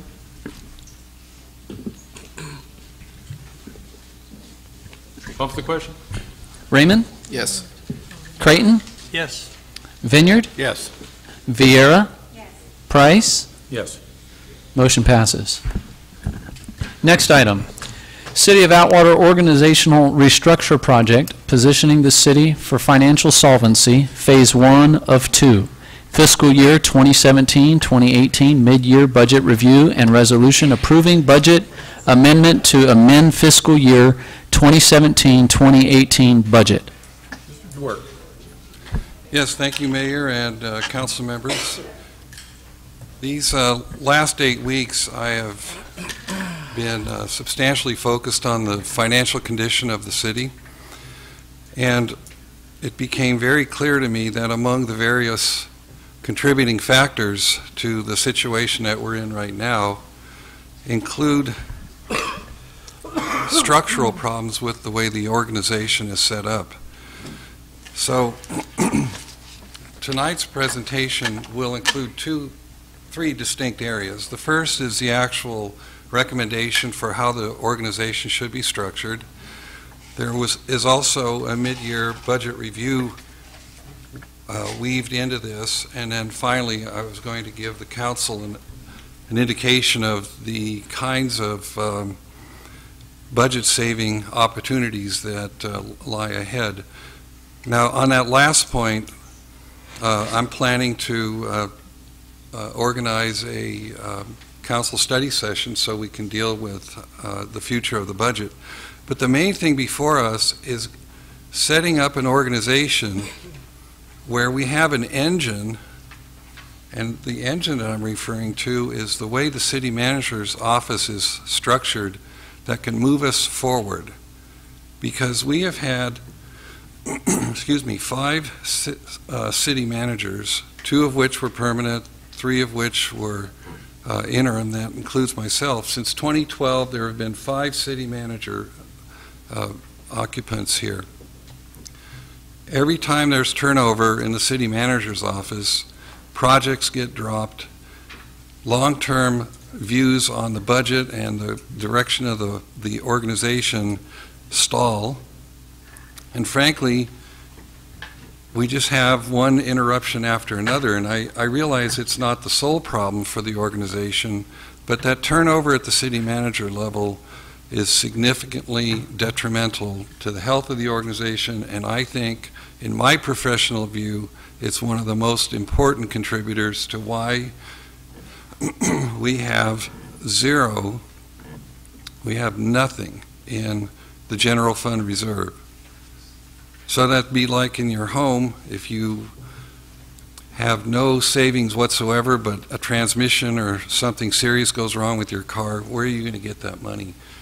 And on a larger scale, the city government is in the same position. We have no spare money. In January, I was informed that LaQuinder built in about a $300,000, I wouldn't call it a surplus, but you could call it extra, considering and between projected expenditures and revenues in the general fund budget. That has been whittled away owing to over forecasts for some of the revenues and some unexpected expenditures. So what I am proposing for the council's consideration, starting with the primary components, is that, again, addressing the turnover in the city manager position, and I will be so bold as to say that a highly qualified city manager who's in their prime is not likely to jump at a job opportunity here. And I put it in writing in the report. It's not a great place to bring your family and get attacked, be called liars, have all kinds of allegations thrown at you. And it's one of the reasons that I'm not particularly interested in doing the long-term job myself. So if one accepts that premise that it's going to be difficult to have consistency in the top job of the city organization, then there's got to be a solution to deal with that. My solution, based on any number of interviews that I've conducted, based on my professional experience, is that we should take somebody from inside the organization who's got a proven track record, who's got experience, who's trustworthy, who's made a long-term career commitment here, and let that person be a deputy city manager who has basically all the same authorities as the top person, which is the city manager. So that particular position is what I would loosely describe as a deputy city manager in charge of general services. That person would have the ability to act in the city manager's stead. If there is a vacancy in the city manager's office, you'd have somebody who could carry forward the continuity of the organization. They could stay with projects that are already underway. By the way, I think I'm fighting a cold, so I need a moment for a sip of water.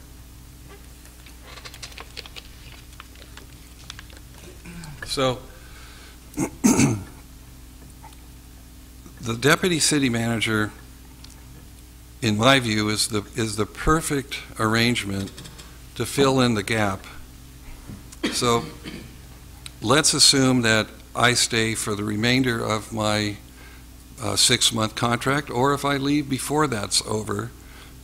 Once again, there will be a major learning curve for whoever steps into that position, and probably a different way of looking at the organization and a different way of dealing with recommendations for addressing the shortfalls, the financial shortfalls. So that's one of my proposals. And another one that I think is very important is the fact that the finance director position is equal to other department heads. So that person, with the way the job description is structured right now, does not have direct authority over other department heads who may or may not be inclined to stay within the context of their budget, or who may make or do hirings or what have you, where those kinds of actions might threaten the health of our budget. And in the past, this city actually had a deputy city manager that was the finance director. So back then, and I think this goes back several years, the city council conferred a certain amount of extra authority to the finance director so that that person could be basically a strong arm and stop unexpected expenditures and really control the system in a way that it ought to be. Now, one could argue that the city manager ought to be doing that, and I agree, except that we have turnover in the city manager's position. So it only makes sense to create a position that has a lot of strength, that has veto authority over unplanned expenditures, unplanned hirings, or even if the person is, the department head is trying to fill a position that's budgeted for, if the money isn't there or we are not meeting our expected revenues, that deputy city manager needs to be able to say, sorry, we're not going there. And that department head could cry and whine, they can appeal to the city manager, but really what needs to happen is a lot of power needs to be conferred to the person who's the finance director. And in every community I've worked in, no department head would do anything without first going to the finance director and saying, hey, I know it's budgeted, I want to fill this position, it's going to cost X number of dollars. Then that finance director will say, okay, let's have a look at revenues and expenditures, and if there's a problem, that finance director could put a kibosh on that. I do not believe that that's happened here consistently. And because our budget situation is actually looking to become worse, if not critical, it makes it even that much more important to have a deputy city manager with the concurrent title of finance director. Another element of the organization is what I'm proposing we call an operations analyst. That position would be new to the organization, but it's intended to replace a position that's been on the books. In fact, the city went through a hiring process, a recruitment process, but the position was actually called executive assistant / city clerk. And in my experience, first of all, an assistant in a modern city government environment is really kind of an outdated concept. Generally speaking, CEOs don't operate where there's just somebody just typing away and, sir, here's your coffee and this and that. We need a power person in that position as well. So I'm proposing to change the job title and the job duties of what is now listed as the executive assistant to an operation analyst who has authority within the organization. They have analytical skills. They can do the kind of research and do the follow-up that's needed to help us meet the financial challenges and basically operate in a much more professional and skilled environment. Now, I was going to ask Gina to talk a little bit about the deputy city clerk, because that was a position that was approved, I think, for the current fiscal year, and this happened before my time, but there were some issues. I'm going to let you explain what they were and what the proposed change is for.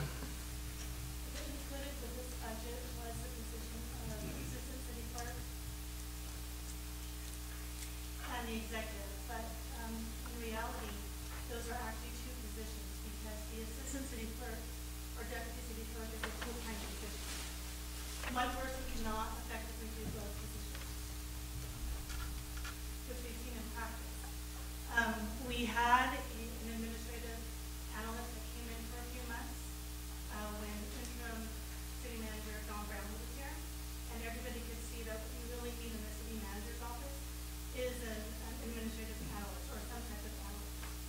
And then the deputy city clerk would be the one to take care of all the city clerk functions, since we have an elected city clerk.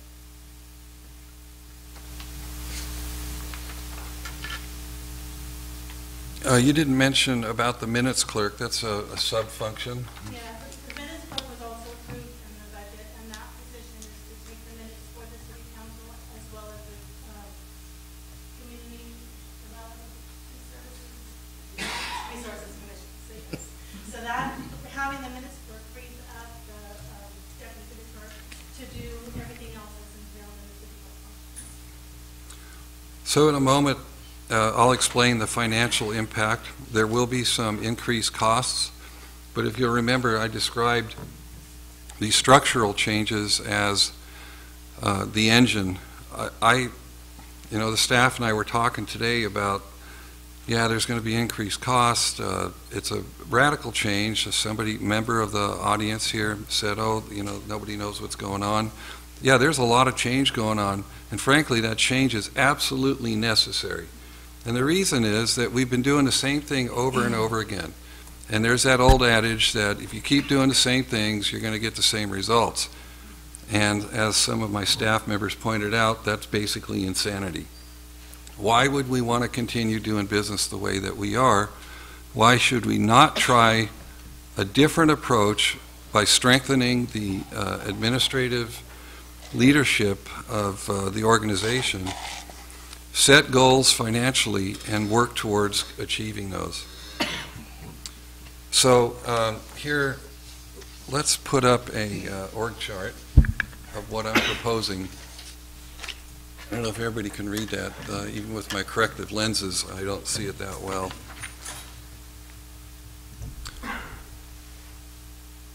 So you'll see that, for example, on the upper left corner, it points out the operations analyst. That would have been, if we stuck with the same plan, that would have been the executive assistant / deputy city clerk. But what we've changed there, and by the way, the rationale here, already explained about the operations analyst and what those duties would be, but you'll see that we organizationally put the deputy city clerk in a more direct correlation with the city manager, and that's because the city clerk is a high-level operator, and they deal quite a bit with the city council. They deal somewhat with the city manager, and even though it's the city manager's employee, the deputy city clerk is really a functioning agent for the city council and its agendas and doing all those things. So you can see on the org chart that the deputy city manager / finance director is in direct line of authority to the city manager. The deputy city manager of general services is also a direct reporting relationship. Now what we're proposing here is that the community development director position is funded. In fact, we recruited for it, and I think we got one applicant who may or may not have been qualified. So we want to take the money that's associated with that community development position and apply that to the funding of the deputy city manager for general services. You can see the departments that would report to this deputy city manager, and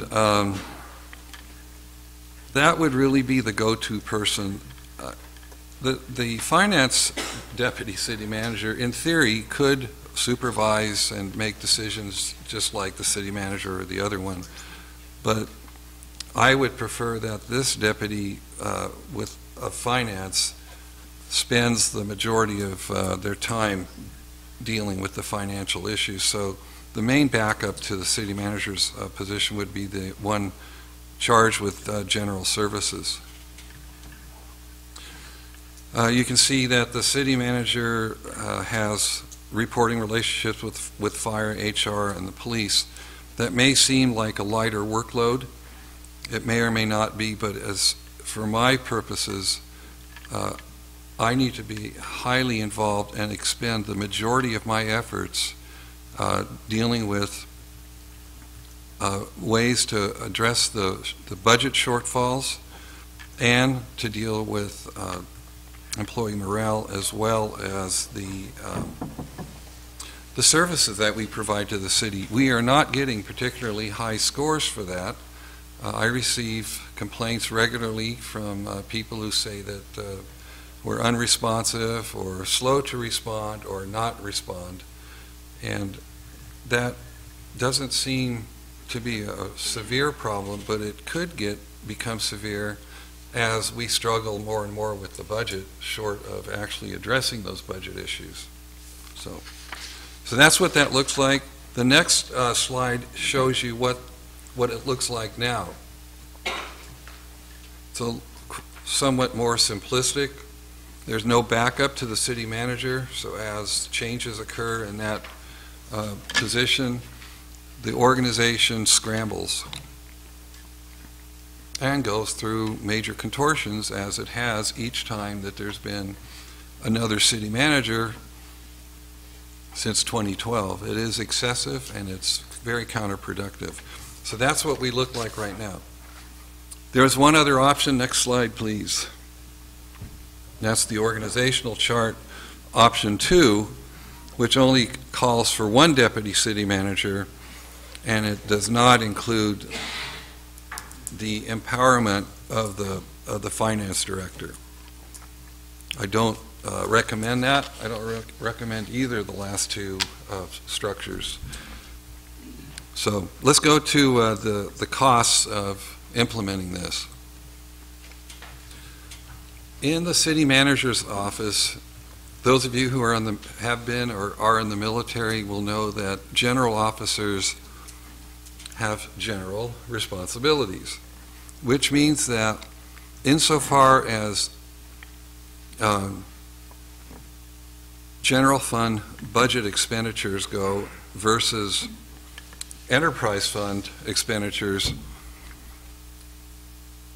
say for example the police chief, that person is pretty much 95% funded through the general fund, and that's because they don't have anything to do specifically with water and sewer. And so but when you take, for example, the position I'm proposing to make the general services director, because that is now a general officer for the organization, we can charge off more of their expenses to the enterprise funds. And that's why these changes in positions don't impact the budget to a much greater extent than you would expect.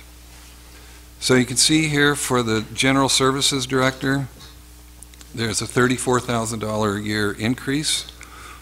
For the finance director, it's only $14,000, and the operations analyst is $0 because we're proposing to retain the same salary range for that position. And there is an increase for the deputy city clerk. So it's a big pill for me to swallow to say we're going to add another $65,000 to the impact of the general fund. It is not a thing that I like to say, and considering the financial difficulties we're having, but I feel so strongly that what we're doing now is not going to carry us into the future. We are not going to make it doing things the way we're doing now. I know I sound like a broken record, but I've dug very deeply into the situation here. So I have a conviction that we must do something differently. It's like you have to invest some additional money to get the results that we need. And by the year 2022, our budget situation is going to be so difficult. In fact, I think what we're looking at is about $760,000 that we have to deal with as a result of increases in PERS-related costs. And who knows what other cost variables we're going to get hit with owing to inflation and other things. You know, the state is pretty good about creating rules and so on that adds to our budget expenses.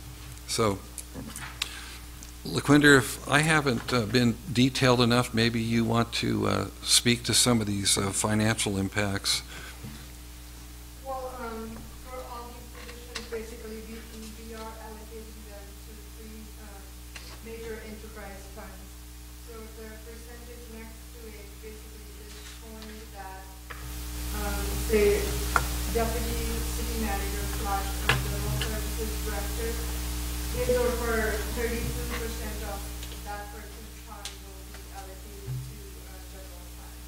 The rest should be going to enterprise funds. Same thing for finance directors / deputy city manager. That person's fund is 50% because that person does oversee all the budget for a full city. So same thing for the deputy city clerk.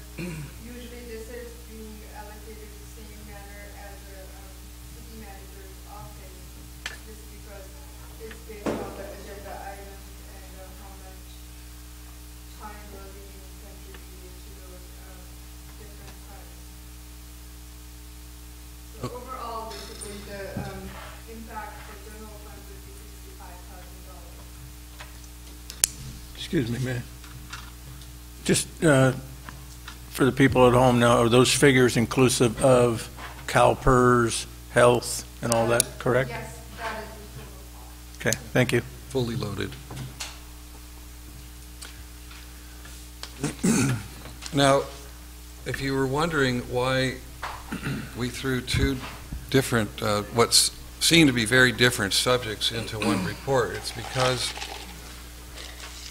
the mid-year budget review and the proposed organizational restructure, those two things are intrinsically linked, and it gave us the information we need to know whether or not there's even enough money to come up with this extra $65,000, and whether or not into the future we'll be able to continue to afford these enhanced positions. But I feel, as I said earlier, I feel very strongly that this is what's needed to take care of business for this community. So at this time, and the things I need to cover, I'm not quite finished yet, but we do want to transition over to the mid-year budget adjustments, and LaQuinder will give us a brief report.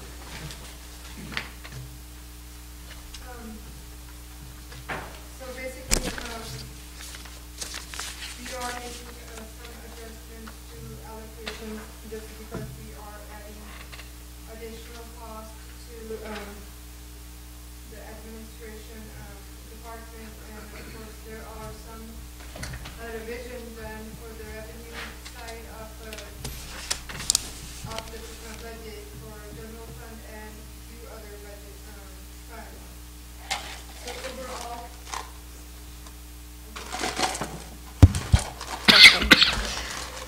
So overall, for the general fund, as you can see, under the revenue side, all the black numbers are basically increases to the revenue. And when we have a red font basically in parentheses, those are the revisions.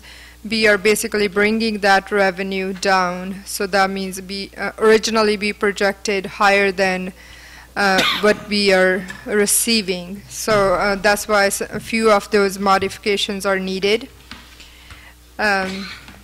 Overall, for general fund, we are increasing our revenue by $389,000. And of course, for our expense side, we are increasing our expenses by $526,000. We still have a surplus on the budget, so we do balance, and we do have about surplus of $145,000 versus $300,000 when we originally have that. The reason for that is a few of the large revenue resources are being brought down, kind of.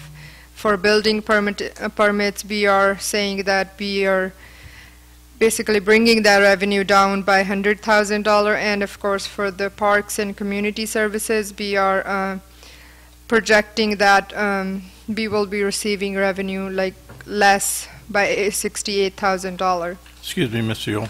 Yes. So looking at these two figures,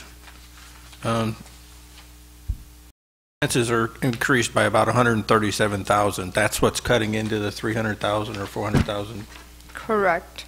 bumper. Mm-hmm. Okay, thank you.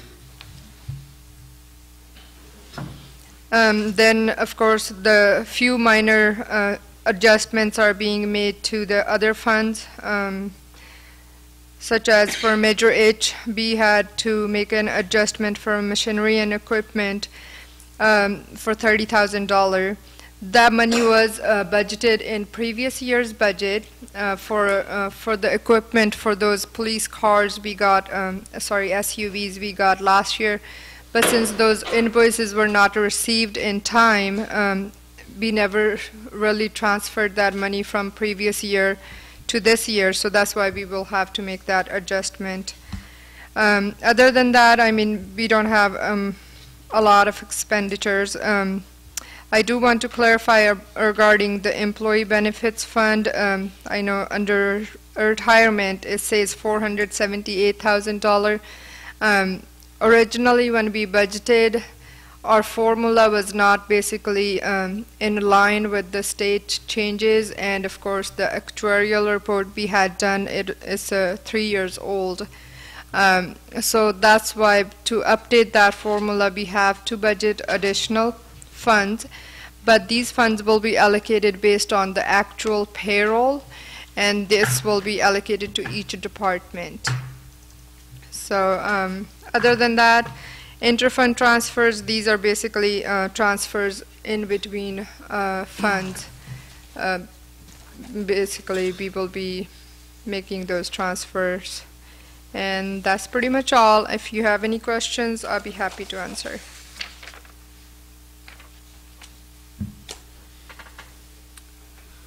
Okay, we can move on to the rest of this report. The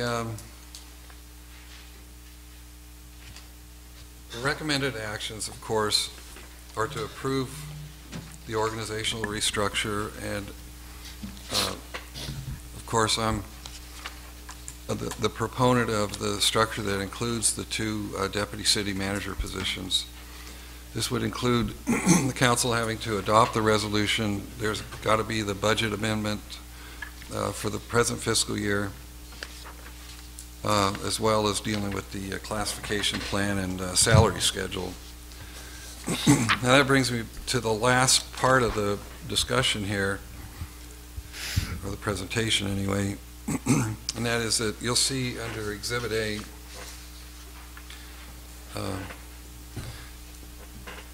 that is not intended to be a comprehensive list of all the potential areas we could enjoy savings.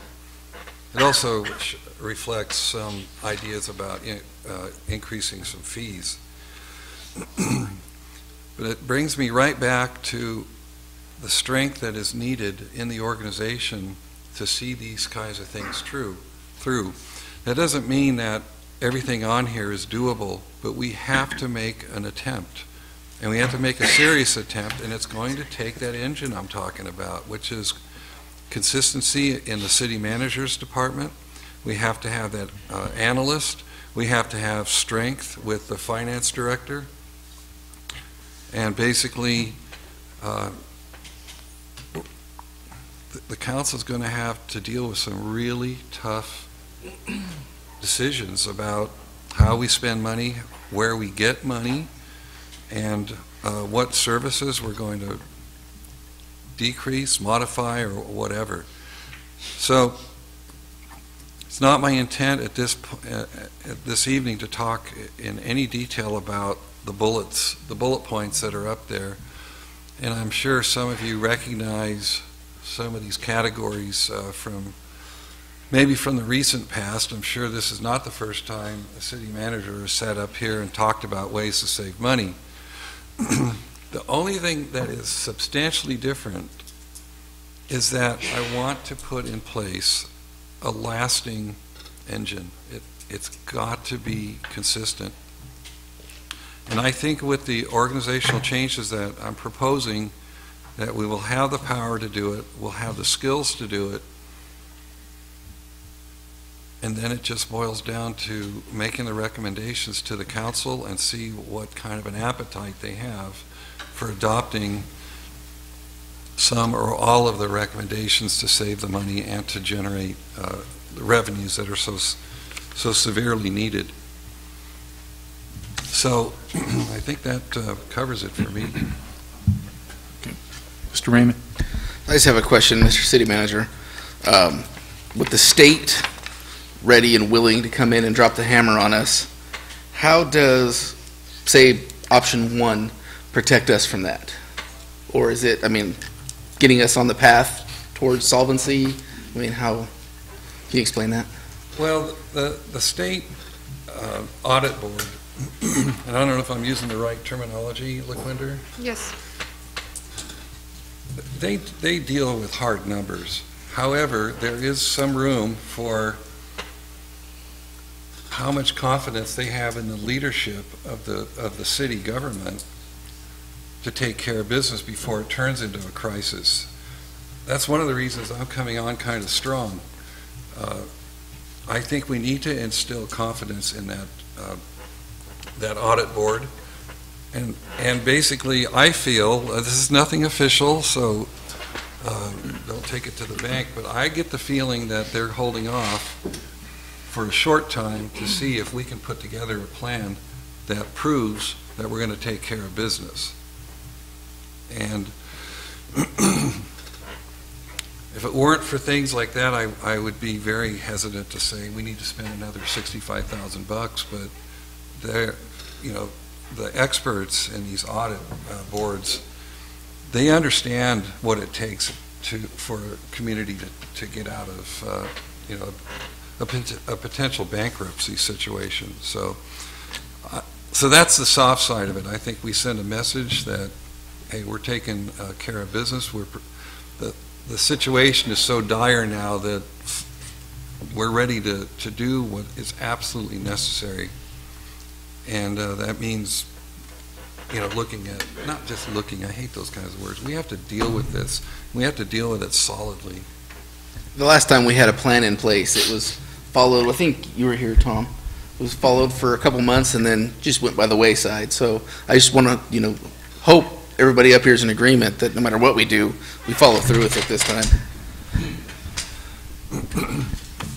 Yeah. Mr. Vineyard? That last statement, Councilman Raymond, I have to agree totally. To me, there's two type of organizations that fail miserably.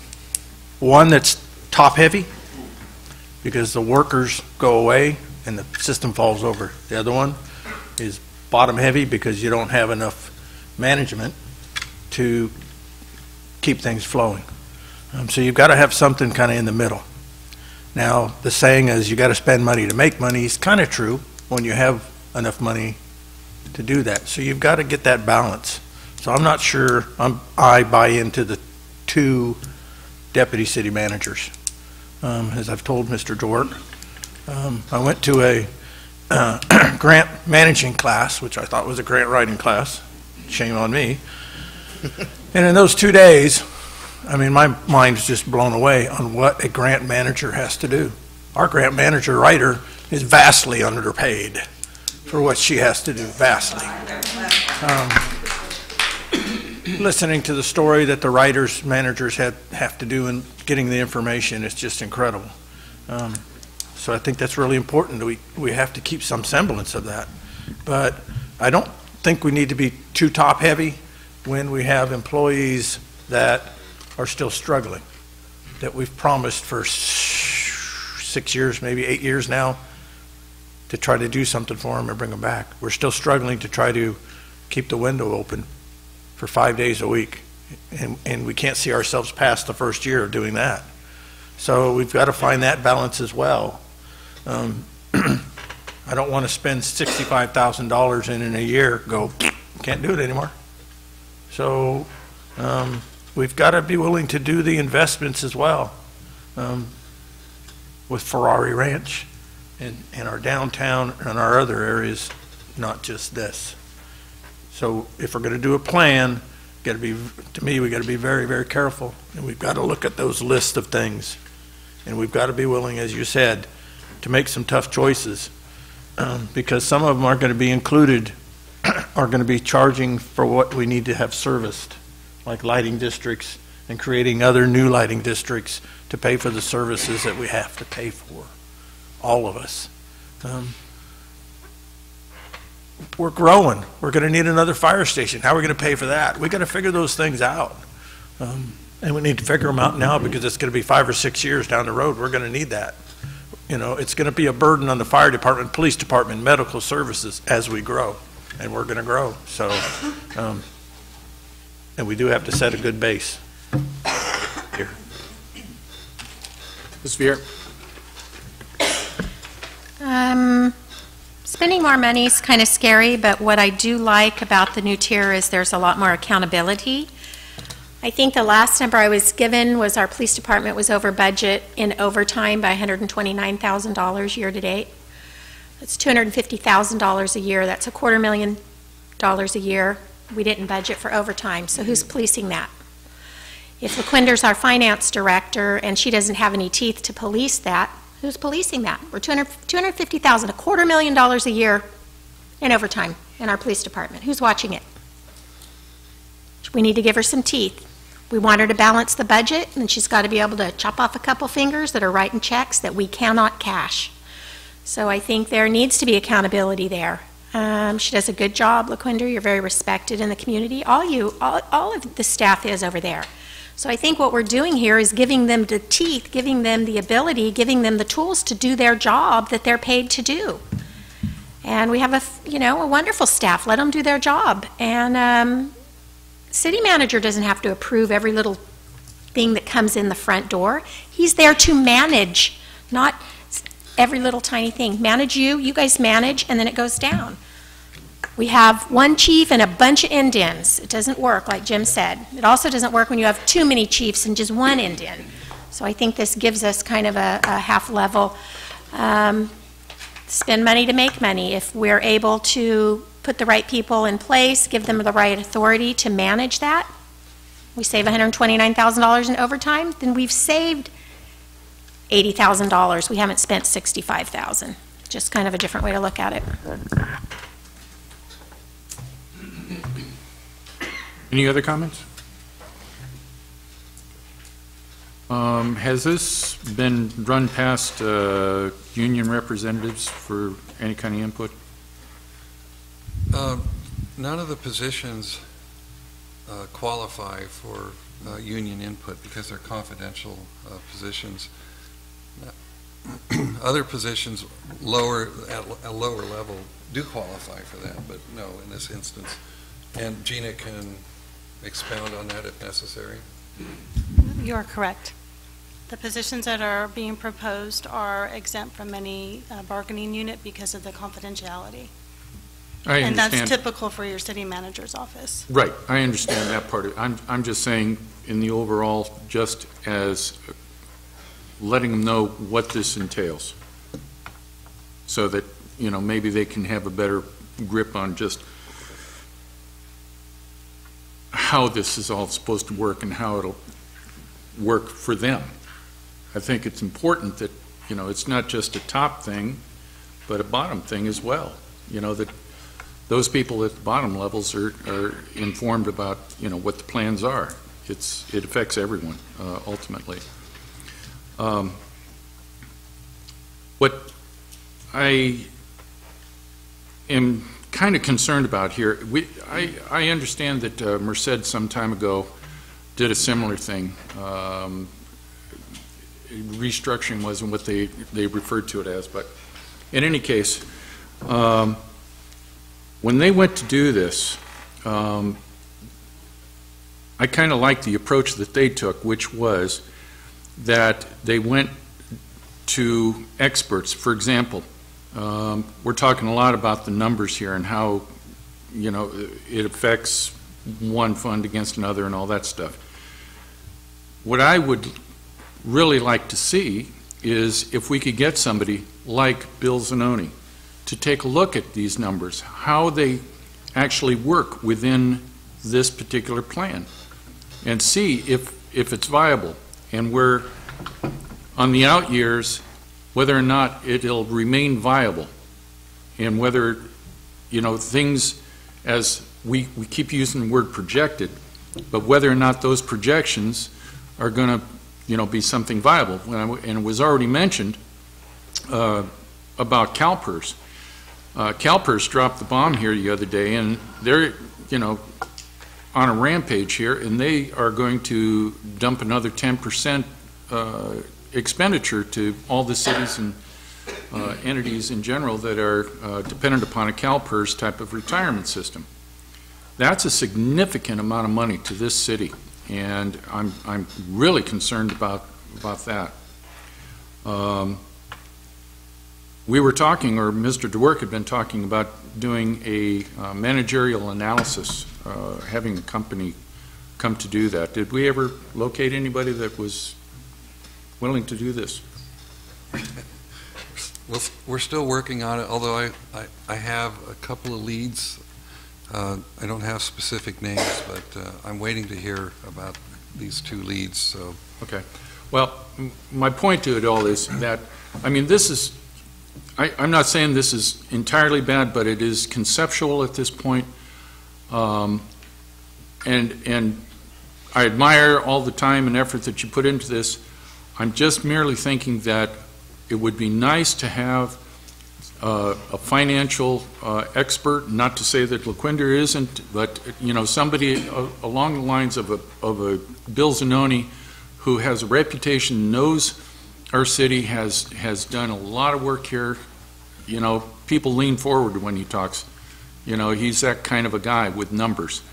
And if we can get a managerial analysis to give us a top to bottom thing to verify in a lot of regards here what has been proposed, and then also consider maybe doing a workshop or two and inviting the public in to give their input as to how they would like to see the city structured. It's their city, and to be able to get that back and forth and be talked to and give some kind of a feedback on that and share ideas rather than just say, here it is, and this is the way it is. My fear is that down the road, we're not going to, have the revenue and whatever that's coming out of this. Maybe we will, maybe we won't. But in some of the things that we're talking about in here, like one-time sales of property, that's a one-time deal. So it's not a constant revenue stream. So what we want to look for is those things that are going to be ongoing. It's going to be a constant revenue stream. The districting with respect to like the lighting districts. Last time that came up here, it got voted down. So that is an expenditure that's coming out of the general fund today. So if we have that lighting district coming up again for another consideration as we grow and as we build out, are we going to run up against that same opposition and wind up digging in more to the general fund. These are all things that, frankly, I'm concerned with, and I agree with you that this is something that we have. Okay. Wow. If we can make sure that we have this stuff in place, and minimize whatever risk is involved here, that's the way we need to proceed with this, because if it doesn't work, we're going to be right back to where we're at. So I would like to see, as I said, managerial analysis done top to bottom, a financial analysis, same thing, with a guy like I say, Bill Zanoni, and to take it apart and make sure that it's good, and a workshop with public opinion and public comment, and let them be part of this. It affects all of us. Mr. Raymond. Our previous interim city manager fired Bill Zanoni, and before that he was hesitant to work with us, as staff knows, so that might be a hard sell, but I believe our finance director does a terrific job, and I trust what she presents to us. So I don't know, you can't have it both ways. We have to figure out what we want to do, and we need to do it sooner than later, because the states, the way they're looking at us, it's more imminent than we know.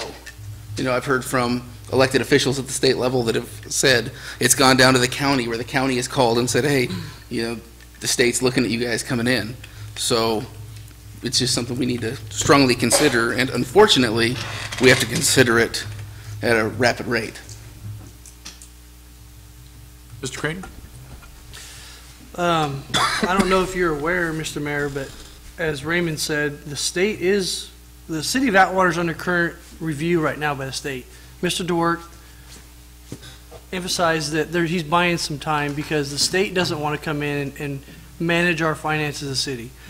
What you want, the financial review, the audit, and all this things you want to do now, once staff has presented an idea, will be done when the state comes in and takes over your city.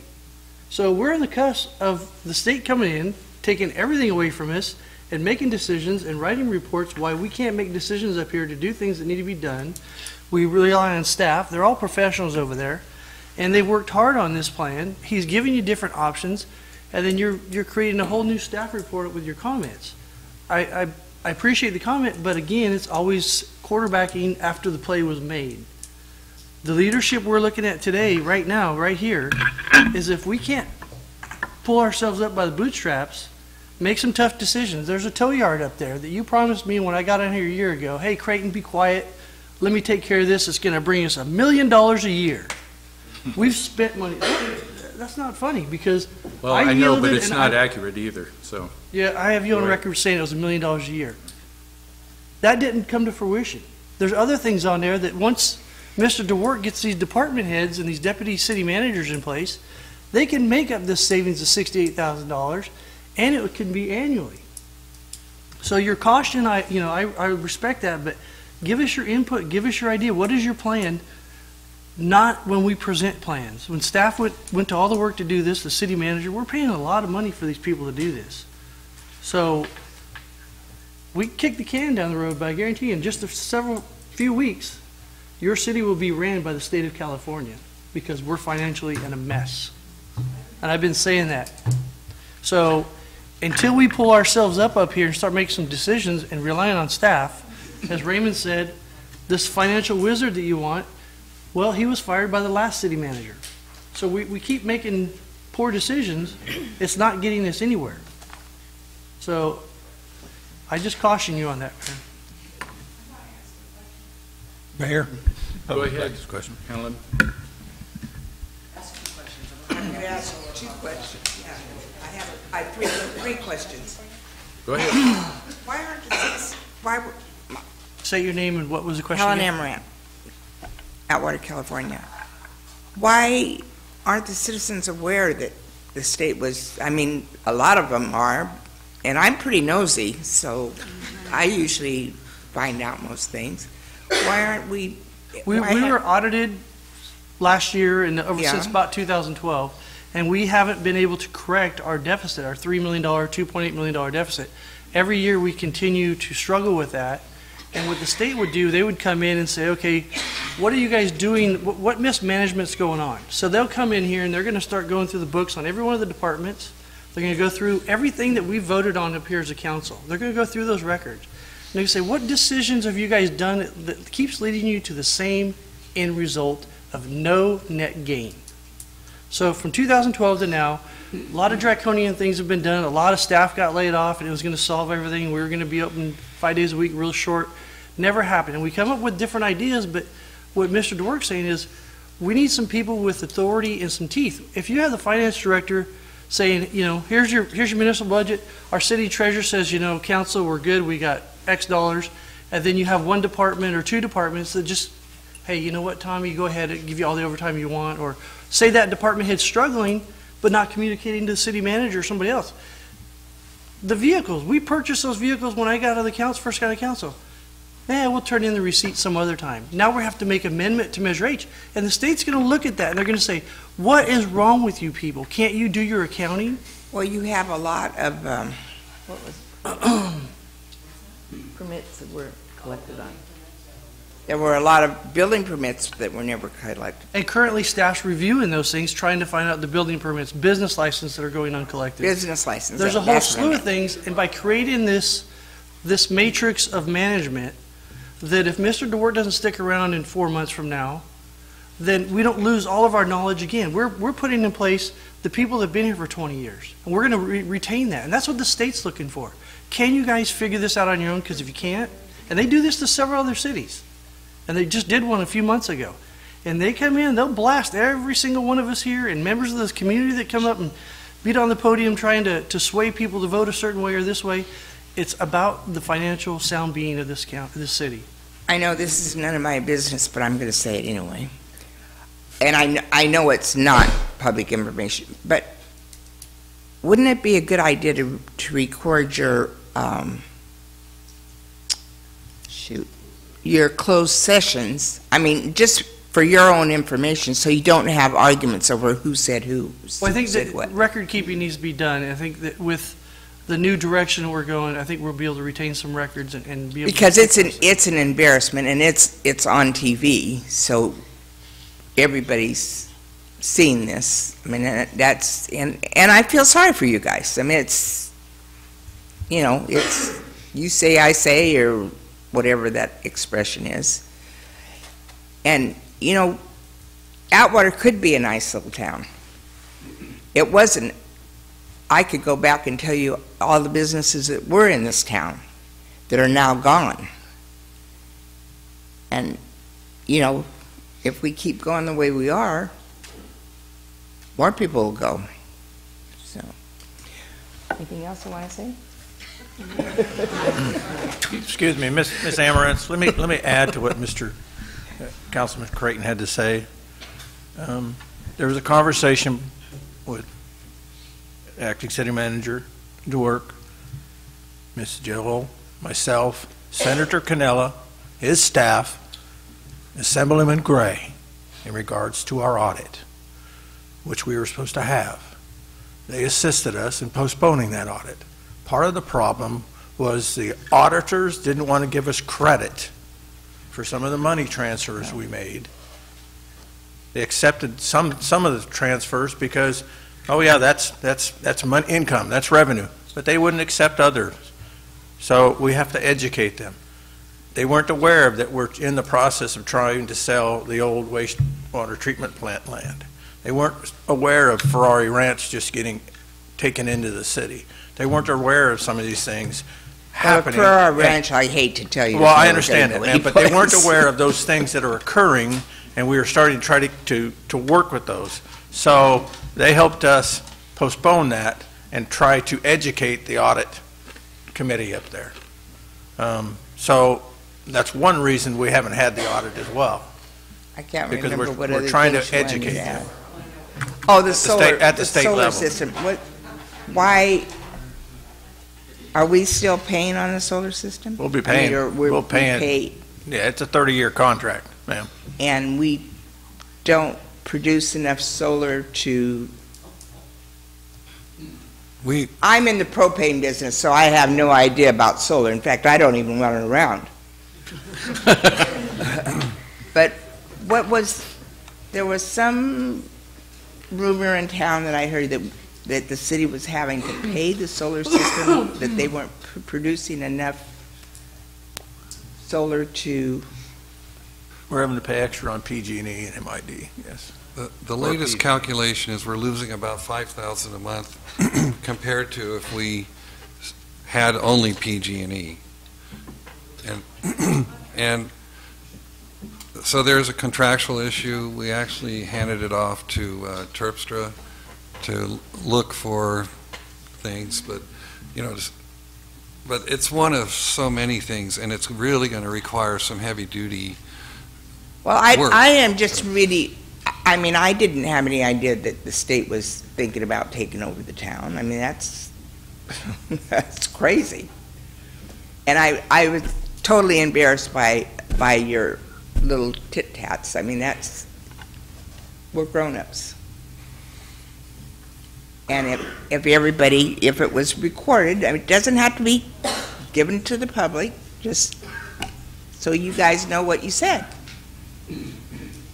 Because sometimes we say things that I do all the time, say things that we don't remember we said. Okay, thank you very much. And for further clarification, Helen, on the solar, you can go sit down, it's okay. Get rid of me. No. But the solar also has an escalator that goes up each year on the kilowatt hours. It originally started out at 19 cent per kilowatt hour, and for certain places it was beneficial, for others it wasn't. Case in point would be the community center was, at that time, it was 10 cents per kilowatt hour. When the solar went in over there, it jumped up to 19 cents a kilowatt hour. So, you don't have to be the sharpest tool in the shed to know that it's more for the community center. However, there was initially for City Hall here, because this is where most of the action happens out of here, that showed a savings. Where we're hurting on some of them, and Brian, jump in if I miss up on this, but we have certain wells that we have solar to try to power up water wells.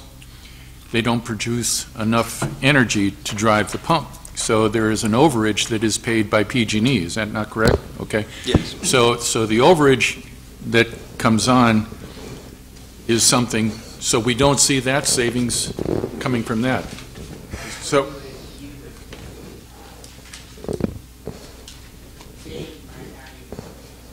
Oh, okay, all right. Okay, you got your commercial in, okay. But the point is that I share your concern about the solar issue. It was a concern of mine when the first day I stepped in here, and I don't see that it's getting any better. And like I say, each year it's an escalator on the kilowatt hours that goes up. So we're chasing that each year. Yep. Oh, okay.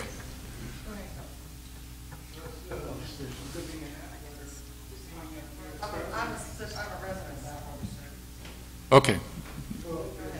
Mr. Johnson. Lori, go ahead. Okay. While they fist fight back there, go ahead. Okay. Art is right. You can't change any of this without making change. I know that $65,000 seems like a lot to invest, but the state taking over and controlling all the money would be a lot worse.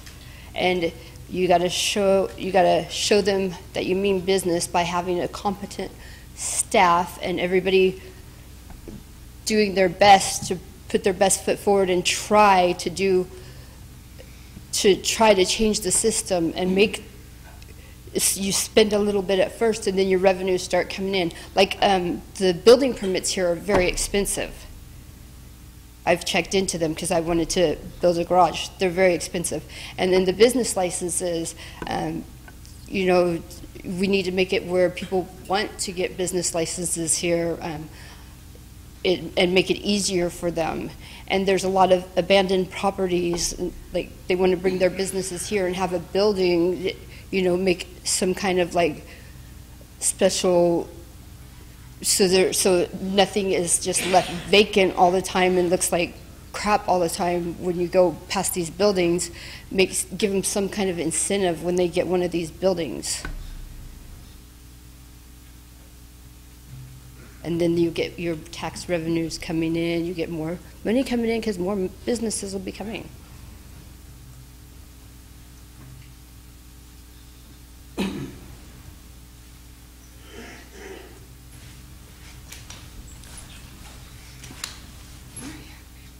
Frank Johnson, Modesto, 608 13th Street. 2 years, and I'm not a resident. But I brought information to the residents which fell on deaf ears. One, I spoke many times about the recorder's office and their review on the city. It fell on deaf ears. So what's going on now is definitely necessary. Mr. Mayor, you have brought a whole new meaning to the status quo with a double-bind solution. Change is necessary. Einstein said it, and I don't need to repeat it, but I will. You can't change anything by using the method that created the problem and using the same method. You have professional people that are very qualified, so the double-bind solution with your status quo is already proven that the state is ready to come down. There's a significant harm in place for the city, but the double-bind solution is, well, we'll empower the public who doesn't have a clue to what's going on, and you got professionals sitting right there telling you what's going on. You've been hearing me say this for years. Leadership starts at the chair. Now we're in the situation and you want to challenge the very people that are trying to keep this city alive. The status quo shows significant harm. You want to spend money on a man or a company or an organization or a firm that was fired. Again, the status quo. I don't understand. I'm lost. The public's lost. We're asking you to support your own staff. You've stepped out of the box with someone that the city has already proven they don't want. Significant harm. Double-bind solution. You come up with an idea to make everybody feel good only to hurt them again. That's bad direction. I suggest that you put your professionals first. You put the city back where it's supposed to be. And I said I wasn't going to come back up here. And I've been beat up coming up here. But I'm here because I like Atwater. And I have a lot of friends here in Atwater. And that doesn't mean I have to be a resident to see what's going on. I know what's going on. And as far as the solar panels are concerned, I've been speaking on that since day one. And there's not a person in here that can say they haven't heard it come out my mouth. The state recorder's office and the solar panels and a lot of other things repeatedly. I've even been told an audit is what the city's getting ready to face. Well, if someone's taking you out of the pond to the ocean and giving you a lot more time, I suggest you stand with that, because you don't have time. I've been preaching it and preaching it. One thing that they did say with the recorder's office, in fact, I'm not going to say it publicly. You know what the recorder's office said, and that was back when? 2012, 2013, 2014. You know what the recorder said, and nobody did anything. And when I came and started speaking on it, I became the villain, the bad guy, the outsider. All I did was bring information, hopefully that you would make change, but you didn't.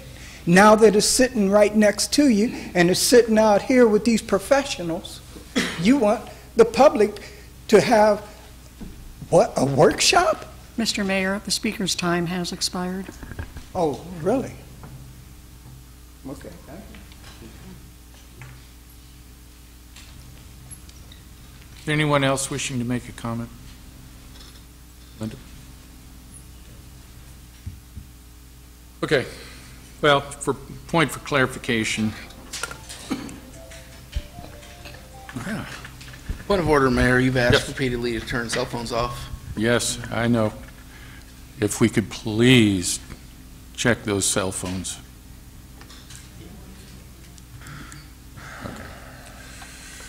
Okay. Well, just for clarification, I'm not suggesting that we don't do this. I said that this is something that I just want to be sure of. I'm not suggesting that Bill Zanoni should be hired, just that somebody along the lines of Bill Zanoni, if he was available. I've never heard that he was fired. I know that he decided that things that he was trying to employ here weren't being followed through. I've been with him enough times and heard him enough times to know the difference between being fired and that. He refused to come back. That was the facts. Mr. Mayor, if Yes, I can certainly. clarify, yes, he was never fired. He basically, he didn't even refuse to work. He was too busy. He was saying that he cannot commit. And Mr. Bramble, his basically agenda was different than the city. Basically, he wanted to bring in an interim to work on only special projects, and he knew that he does not have that kind of time available to work on those projects. So he was not fired, so I would like to clarify that as well. Thank you. Okay. Well, in any case, you know, I'm not trying to, you know, do status quo either. I understand, I recognize that there needs to be some kind of action plan put into place here. And to say that the city is going to be taken over here, I haven't seen an audit report that indicates that, so I don't know, Paul, where you're getting that, but in any case, I know that there was auditors that were in here back October, I want to say, when Bramble was here, and I haven't seen that report. So if that report has found its way to council members, that I'm not aware of that. But in any case, I know that it's not going to be a real flattering report. That's you know, that's a given. So we understand. If I may add. Sure. Auditors were here from State Controller's office in October, November, and last time they came was in December, right before when I came back. There's not going to be any report issued on that because they were just basically doing an analysis to see if they have to conduct an audit. Of course, they did decide that they were going to conduct an audit.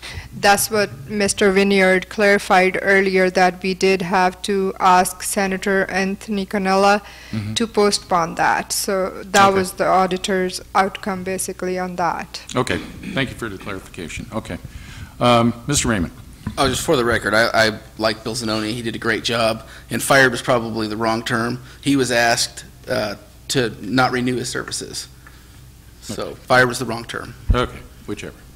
Mr. Vineyard. City Manager, question for you, Mr. Dort.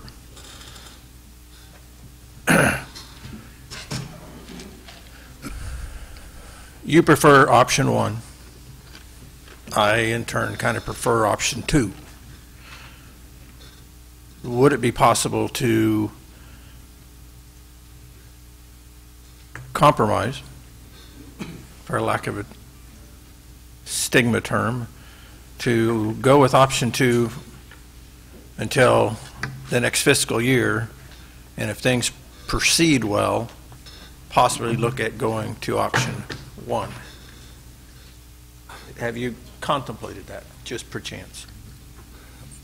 I put forward my best plan, but the options are limitless. The council can do whatever it wishes, but I'm fully vested in the idea that the that the finance director needs to be a powerhouse, and I also think that the other position needs to do the backup and be the continuity for the organization. But yes, yeah, I mean, obviously the answer is yes, there are those options. I'm just thinking, because, I mean, you are the boss. You can deploy that hammer to the finance director with the rest of the directors. And we can still save a little bit more finance-wise to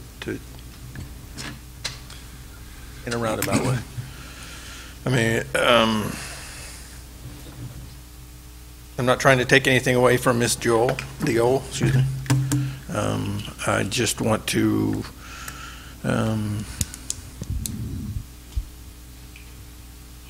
try to make sure that this is going to be a doable operation and move the city positively forward. But I don't want to take such a huge leap that it might be detrimental more than it will be beneficial. Mr. Creighton. Motion to approve the City of Atwater Organizational Restructure Project for Administration, Community Development, and Finance Department. Do I need to read the whole thing, City Clerk, or can I say Phase 1 of the City of Atwater Restructural Organizational Project? You have four different scenarios here. So you have the motion to approve the City of Atwater Organizational Restructure Project for Administration, Community Development, and Finance Department. In addition to that, please clarify if I'm wrong here, but this also needs a motion to adopt resolution number 3012-18, approving the budget amendment. I believe you can just do it as motion to approve recommendations as presented would be fine. Okay. Motion to approve recommendations as presented. Second.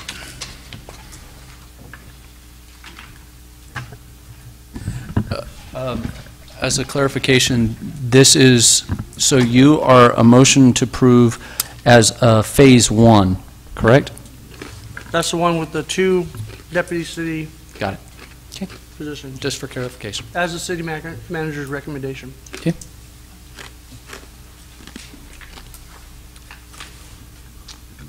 Okay. Any further comments or questions? Call for the question. Creighton. Yes. Raymond. Yes. Vineyard. While I agree with the rest of it, I really don't agree with the two deputy chiefs, so no. Or deputy city manager. Vieira. Yes. Price. I feel like this is growing government rather than trying to streamline it. I apologize for that. No. Motion passes.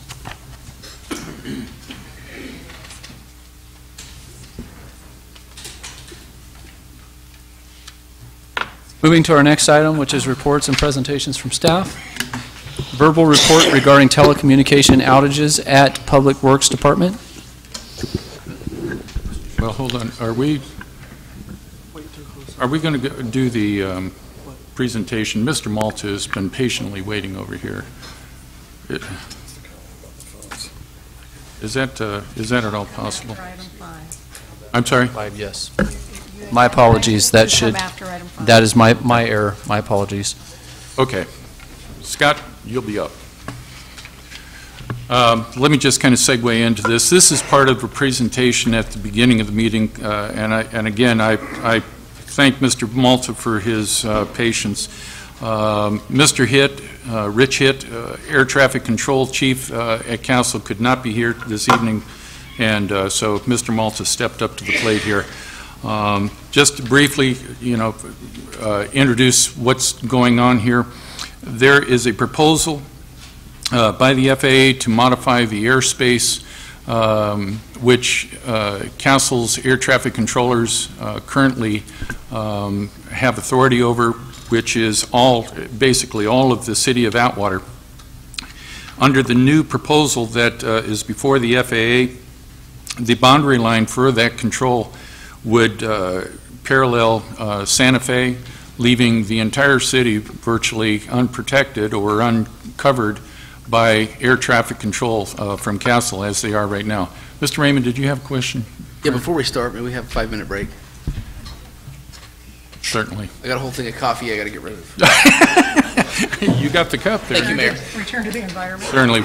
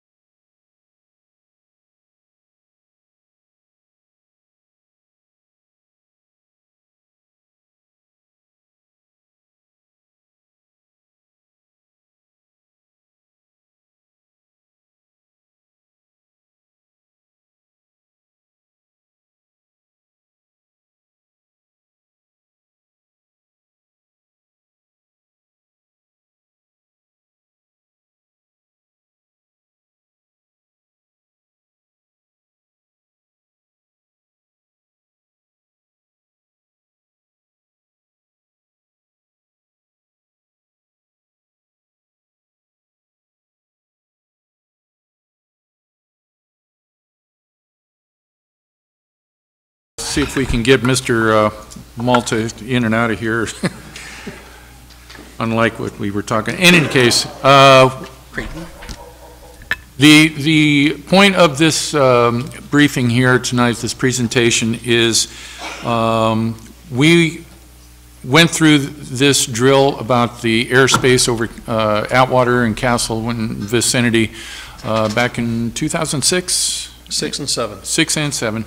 And basically with the same border to our west along Santa Fe at that time where it was shot down. Why it's being done in this particular way right now, I'll let Mr. Malta explain, but just to, let everyone know the impact of this. Should we not have air traffic control that will cover the city of Atwater, we have a flight school that is, according to them, gearing up to have as many as 200 students here in the months to come. They'll be flying in areas around the city here, and there will also be aircraft that'll be flying in and out of Merced Airport. But moreover, we're going to have, as we've had for the last 5 years, we're going to have a fire base that's going to be activated on 1 June.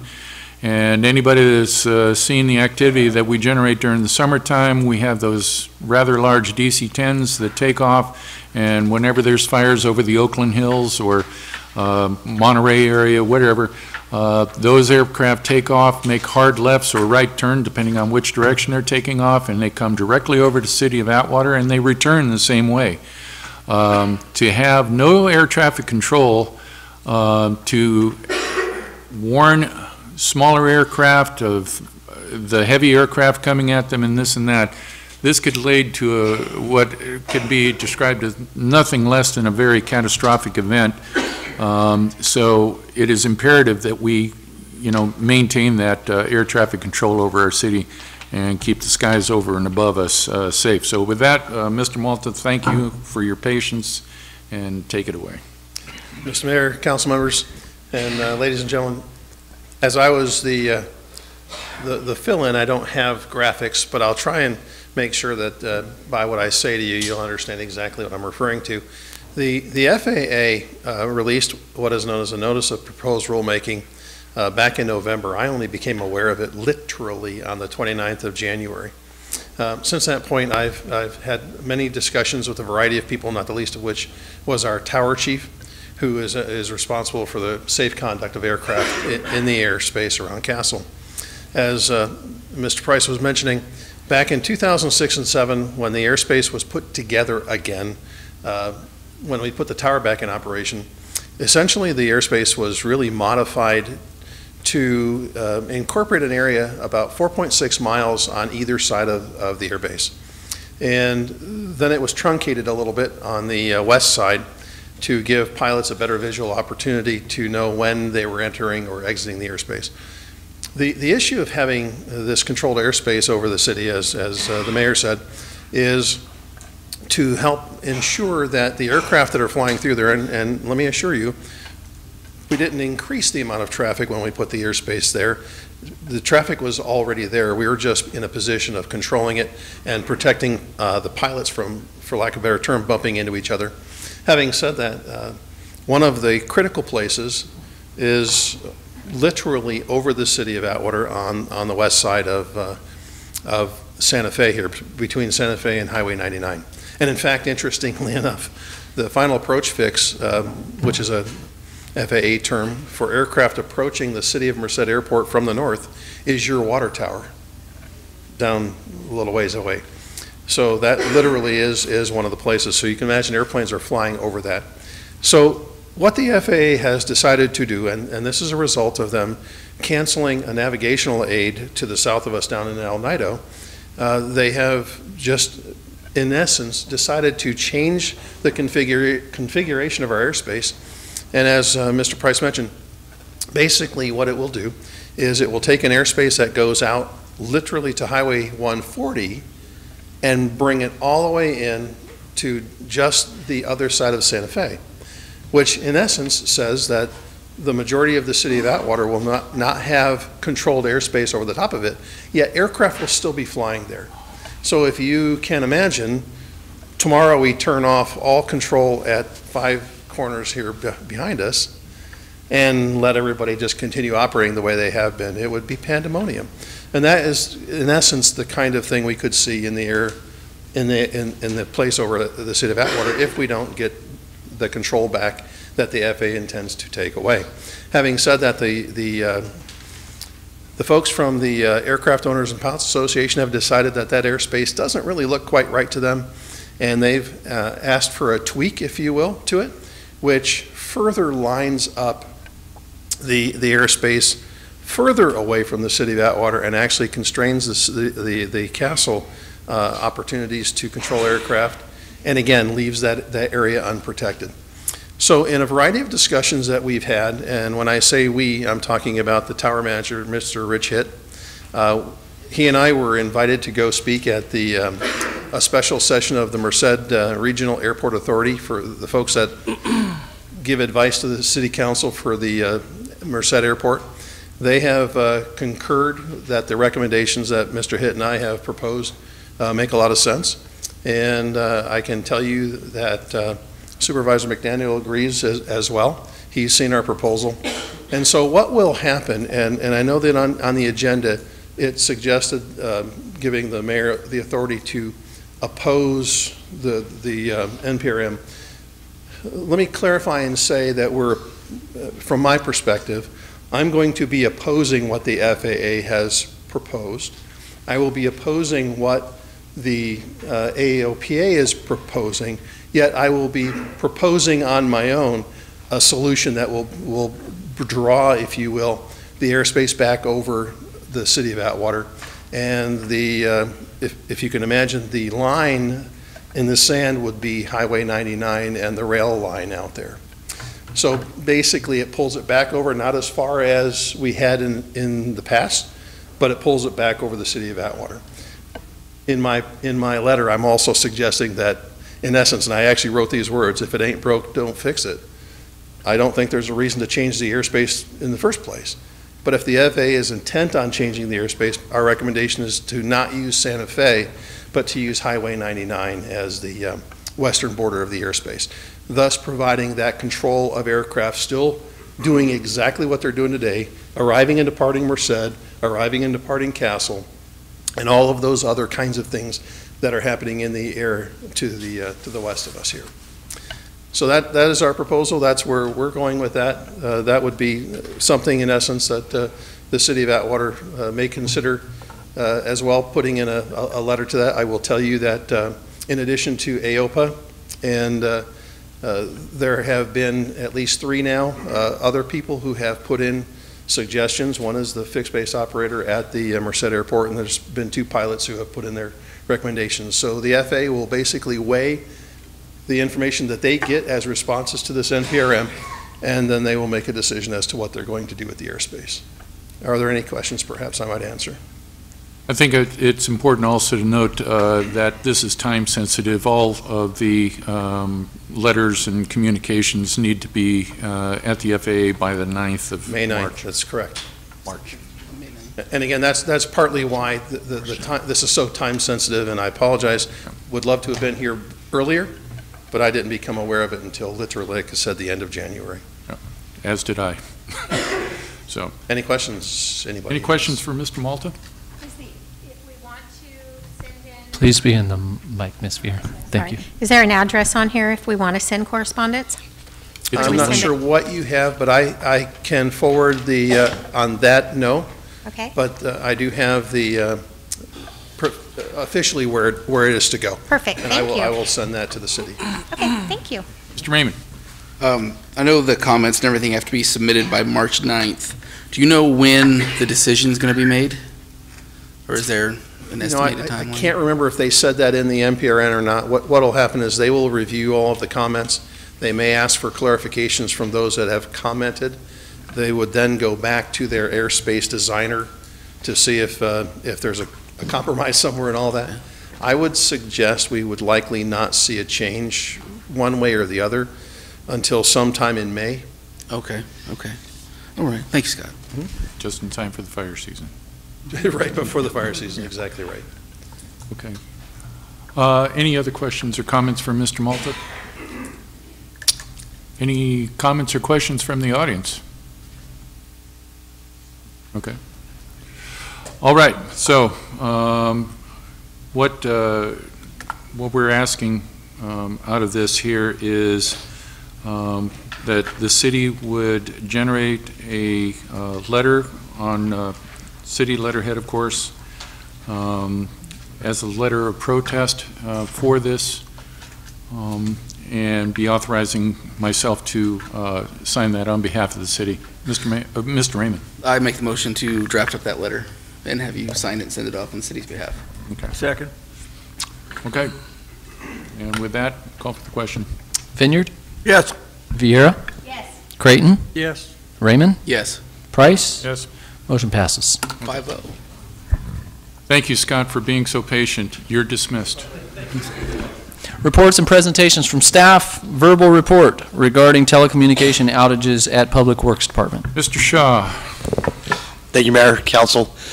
Just want to let everybody know that we're having problems with our phones out there at Public Works.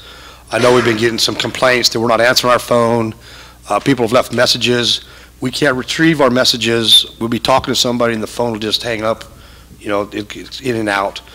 IT is supposed to be back there tomorrow to hopefully get it. I was going to try to get the phones forwarded to a cell phone. We can't even do that. So bear with us. You know, I mean, they've been calling up here to finance if they can't get hold of us out there, but I know people are complaining that we're not answering our phones, but we can't. So people listening, I mean, if you call the finance department, they will transfer it to us or get us the message. So hopefully after tomorrow, we'll be able to at least transfer the phone to the cell phone I have until they get this thing figured out on what's going on with our phones. Okay, so that's for the moment anyway, to go through the finance department and well, what? See, our phones are intermittent. They can call out there, and sometimes we can have a whole conversation, and sometimes they'll start talking to us, and then they can't hear us. Okay, well, but until such time as we get a definitive fix. I was going to give another number to where they can call. They can call my phone, which is the 357-6372, and they can leave a message, and it comes right to my phone, so I can get the email messages. 357-6372. Yes, that's my office phone. Okay. And I've been getting all my messages, but we just can't retrieve the messages on the 6370 number. Okay. Okay, very good. We'll go ahead and try and get that word out. Okay, very good. Any questions for Mr. Shaw? Comments? Okay. Moving to City Council matters, City Council comments. Mr. Raymond? You know, we fight and bicker and argue up here. Makes it look like a sideshow, as you witnessed earlier. And I've fought personally up here with everybody except for Don and Lisa. And as it's been made well aware now, my family suffered a great loss this weekend. But each and every person up here reached out with something to show their love and support, as did many members of the public. And Linda brought me dinner, and Auntie Jeannie's been there every step of the way. You know, Darren, Larry, so many more. We just want to say thank you from my family to everybody. It's a terrible thing, but we all rest easy knowing that Dad's in the arms of Jesus now. So thank you, everybody. Ms. Vieira? No comment. Mr. Graydon? Nothing. Mr. Vineyard? Always. March 17th, spring cleanup. This year it's going to start at 8 a.m. and it goes to 1:30 when it's going to be the cutoff. No exceptions. As you know, no more than 9 tires, no paint, batteries, etc. Information will be put out. We're going to be out on Aviator Drive again near Business Park. Access will be off at Industry Way in Commerce. You have to be an Atwater resident. You got to have 2 forms of ID to prove it. If If you're a senior citizen and you want something picked up, you need to make contact with either Mr. Shaw or Ms. Fall ahead of time. And they're going to come out and look and see what you have. We've had in the past where we've had pickups and they get there and there's 2 or 3 days of stuff there because neighbors, friends, relatives dump. So they can't do that. We can't do that anymore. The city yard spends 2 or 3 days going around and pick stuff up days afterwards, and that cuts into what they're supposed to be doing. So they're going to come out and look, see what you have, and they'll only pick up what they arrange for you. Winton Way and Elm, huge yard sale again. They must have had 3 or 4 stacks of tires. Their front yard was full. The yard that out on the street was full. It looked like a dump. We just need to work on cleaning that up. I'd like to bring back the marijuana cannabis ordinance to discuss, possibly change that to include dispensaries. Maybe look at doing the 218 process similar to what Merced did. There's a couple of companies that are willing to give up to 10% of their gross proceeds to the city. So we need to kind of look at that and discuss that, I think. I'll probably butcher this lady's name, Lita Kakash. She emailed us talking about micro hospitals. They use them in Oklahoma City. They're 24-hour medical care units or facilities. Integris, Dignity Health. She thought it might be perfect for maybe Ferrari Ranch or somewhere else in here in Atwater. We need to kind of maybe look at that. She said they're wonderful businesses. They give a large amount of employment. She thinks they would be advantageous to Atwater. I've talked to City Manager DeWork and at CAL FIRE, and I'm going to mention it in public. We need to look at, because the public had mentioned it, about doing our own fire department. We need to have a full comparison again. I think it's been 6 or 8 years at least of what it would cost us to have our own fire department. Because if you go to our own fire department, that means a 56-hour work week. That means we're going to have at least 19 personnel, and that's a huge hit in our budget into CalPERS. But we need to have that comparison between what they provide and what it would cost us for our own fire department. People need to know that. So we need to work on that, please. Thank you. Well, thanks everyone for being so patient, and I want to echo the sentiments of Mr. Raymond. You're looking at 5 very strong and different personalities and beliefs and everything up here, and I, for one, don't take one bit of this personal, and I hope nobody else does either. And in any case, I'll just leave it at that. Over the weekend, in addition to Mr. Raymond's family situation, I don't know how many people here know. I know Danny Hernandez knows Skippy over at the VFW Hall. His wife was on her way to the Bay Area, I believe, to Stanford. In any case, she was involved in an auto accident and lost her life. And for the people that know Skippy, his wife Kimmy was, very much a part of the VFW family over there. Skippy's quite a character, and his wife was dearly loved by him and all the guys that frequent over there at the VFW Hall. And so I want to, echo the condolences that have come from all over. This past month, for whatever reason, there's been a lot of loss of life. I had one in my family, Mr. Raymond and his, Skippy, Jim McMillan, our chaplain, lost his father. It's been one of those things, and I want to echo what everyone else has said. To Brian, I know how deeply he loved his father, and how much he stayed with Mike and cared for him and made sure that this part of life, which is ultimately death for all of us, was something that he made that transition as painless as he could as a son and a family that deeply loved him. And I think that, anybody that can have, family like that to surround you in your final hours, you're probably one of the luckiest people that ever walked the face of the earth. There's no getting around that. So this evening, as we adjourn now to closed session once again, I want to close this evening. Yes. I'm sorry.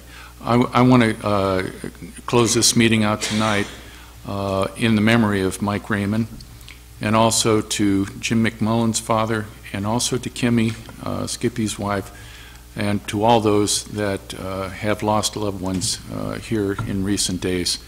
So, at this time, Mr. Mayor, I know you have indicated a desire to go into closed session, and the council can do that, and I'd be happy to participate in that. But I think you've closed the meeting on a really, frankly, a beautiful note, and I would hate to see that ruined by going back and bickering in the chambers. So what I think is better is, and this would be my request, you don't have to honor it, as I said, if you want to go back into closed session, I'll go with you.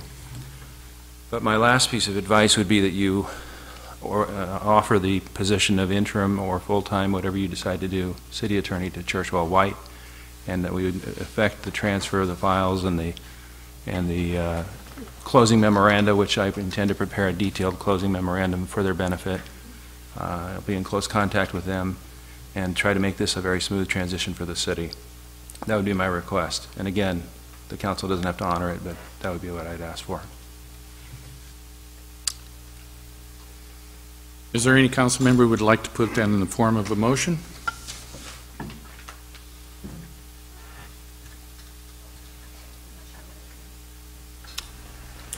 Okay. I'll move to follow Mr. Terpster's request. I'm sorry to say that I did hedge a bit and say that you permanent or interim, so you'll have to clarify that aspect of it. I'll make it on your agenda for interim. Interim at this time until Thank you. further. Yes, I'll second. Call for the question. Vieira? Yes. Vineyard? Yes. Creighton? Yes. Raymond? Yes. Price? Yes. Motion passes.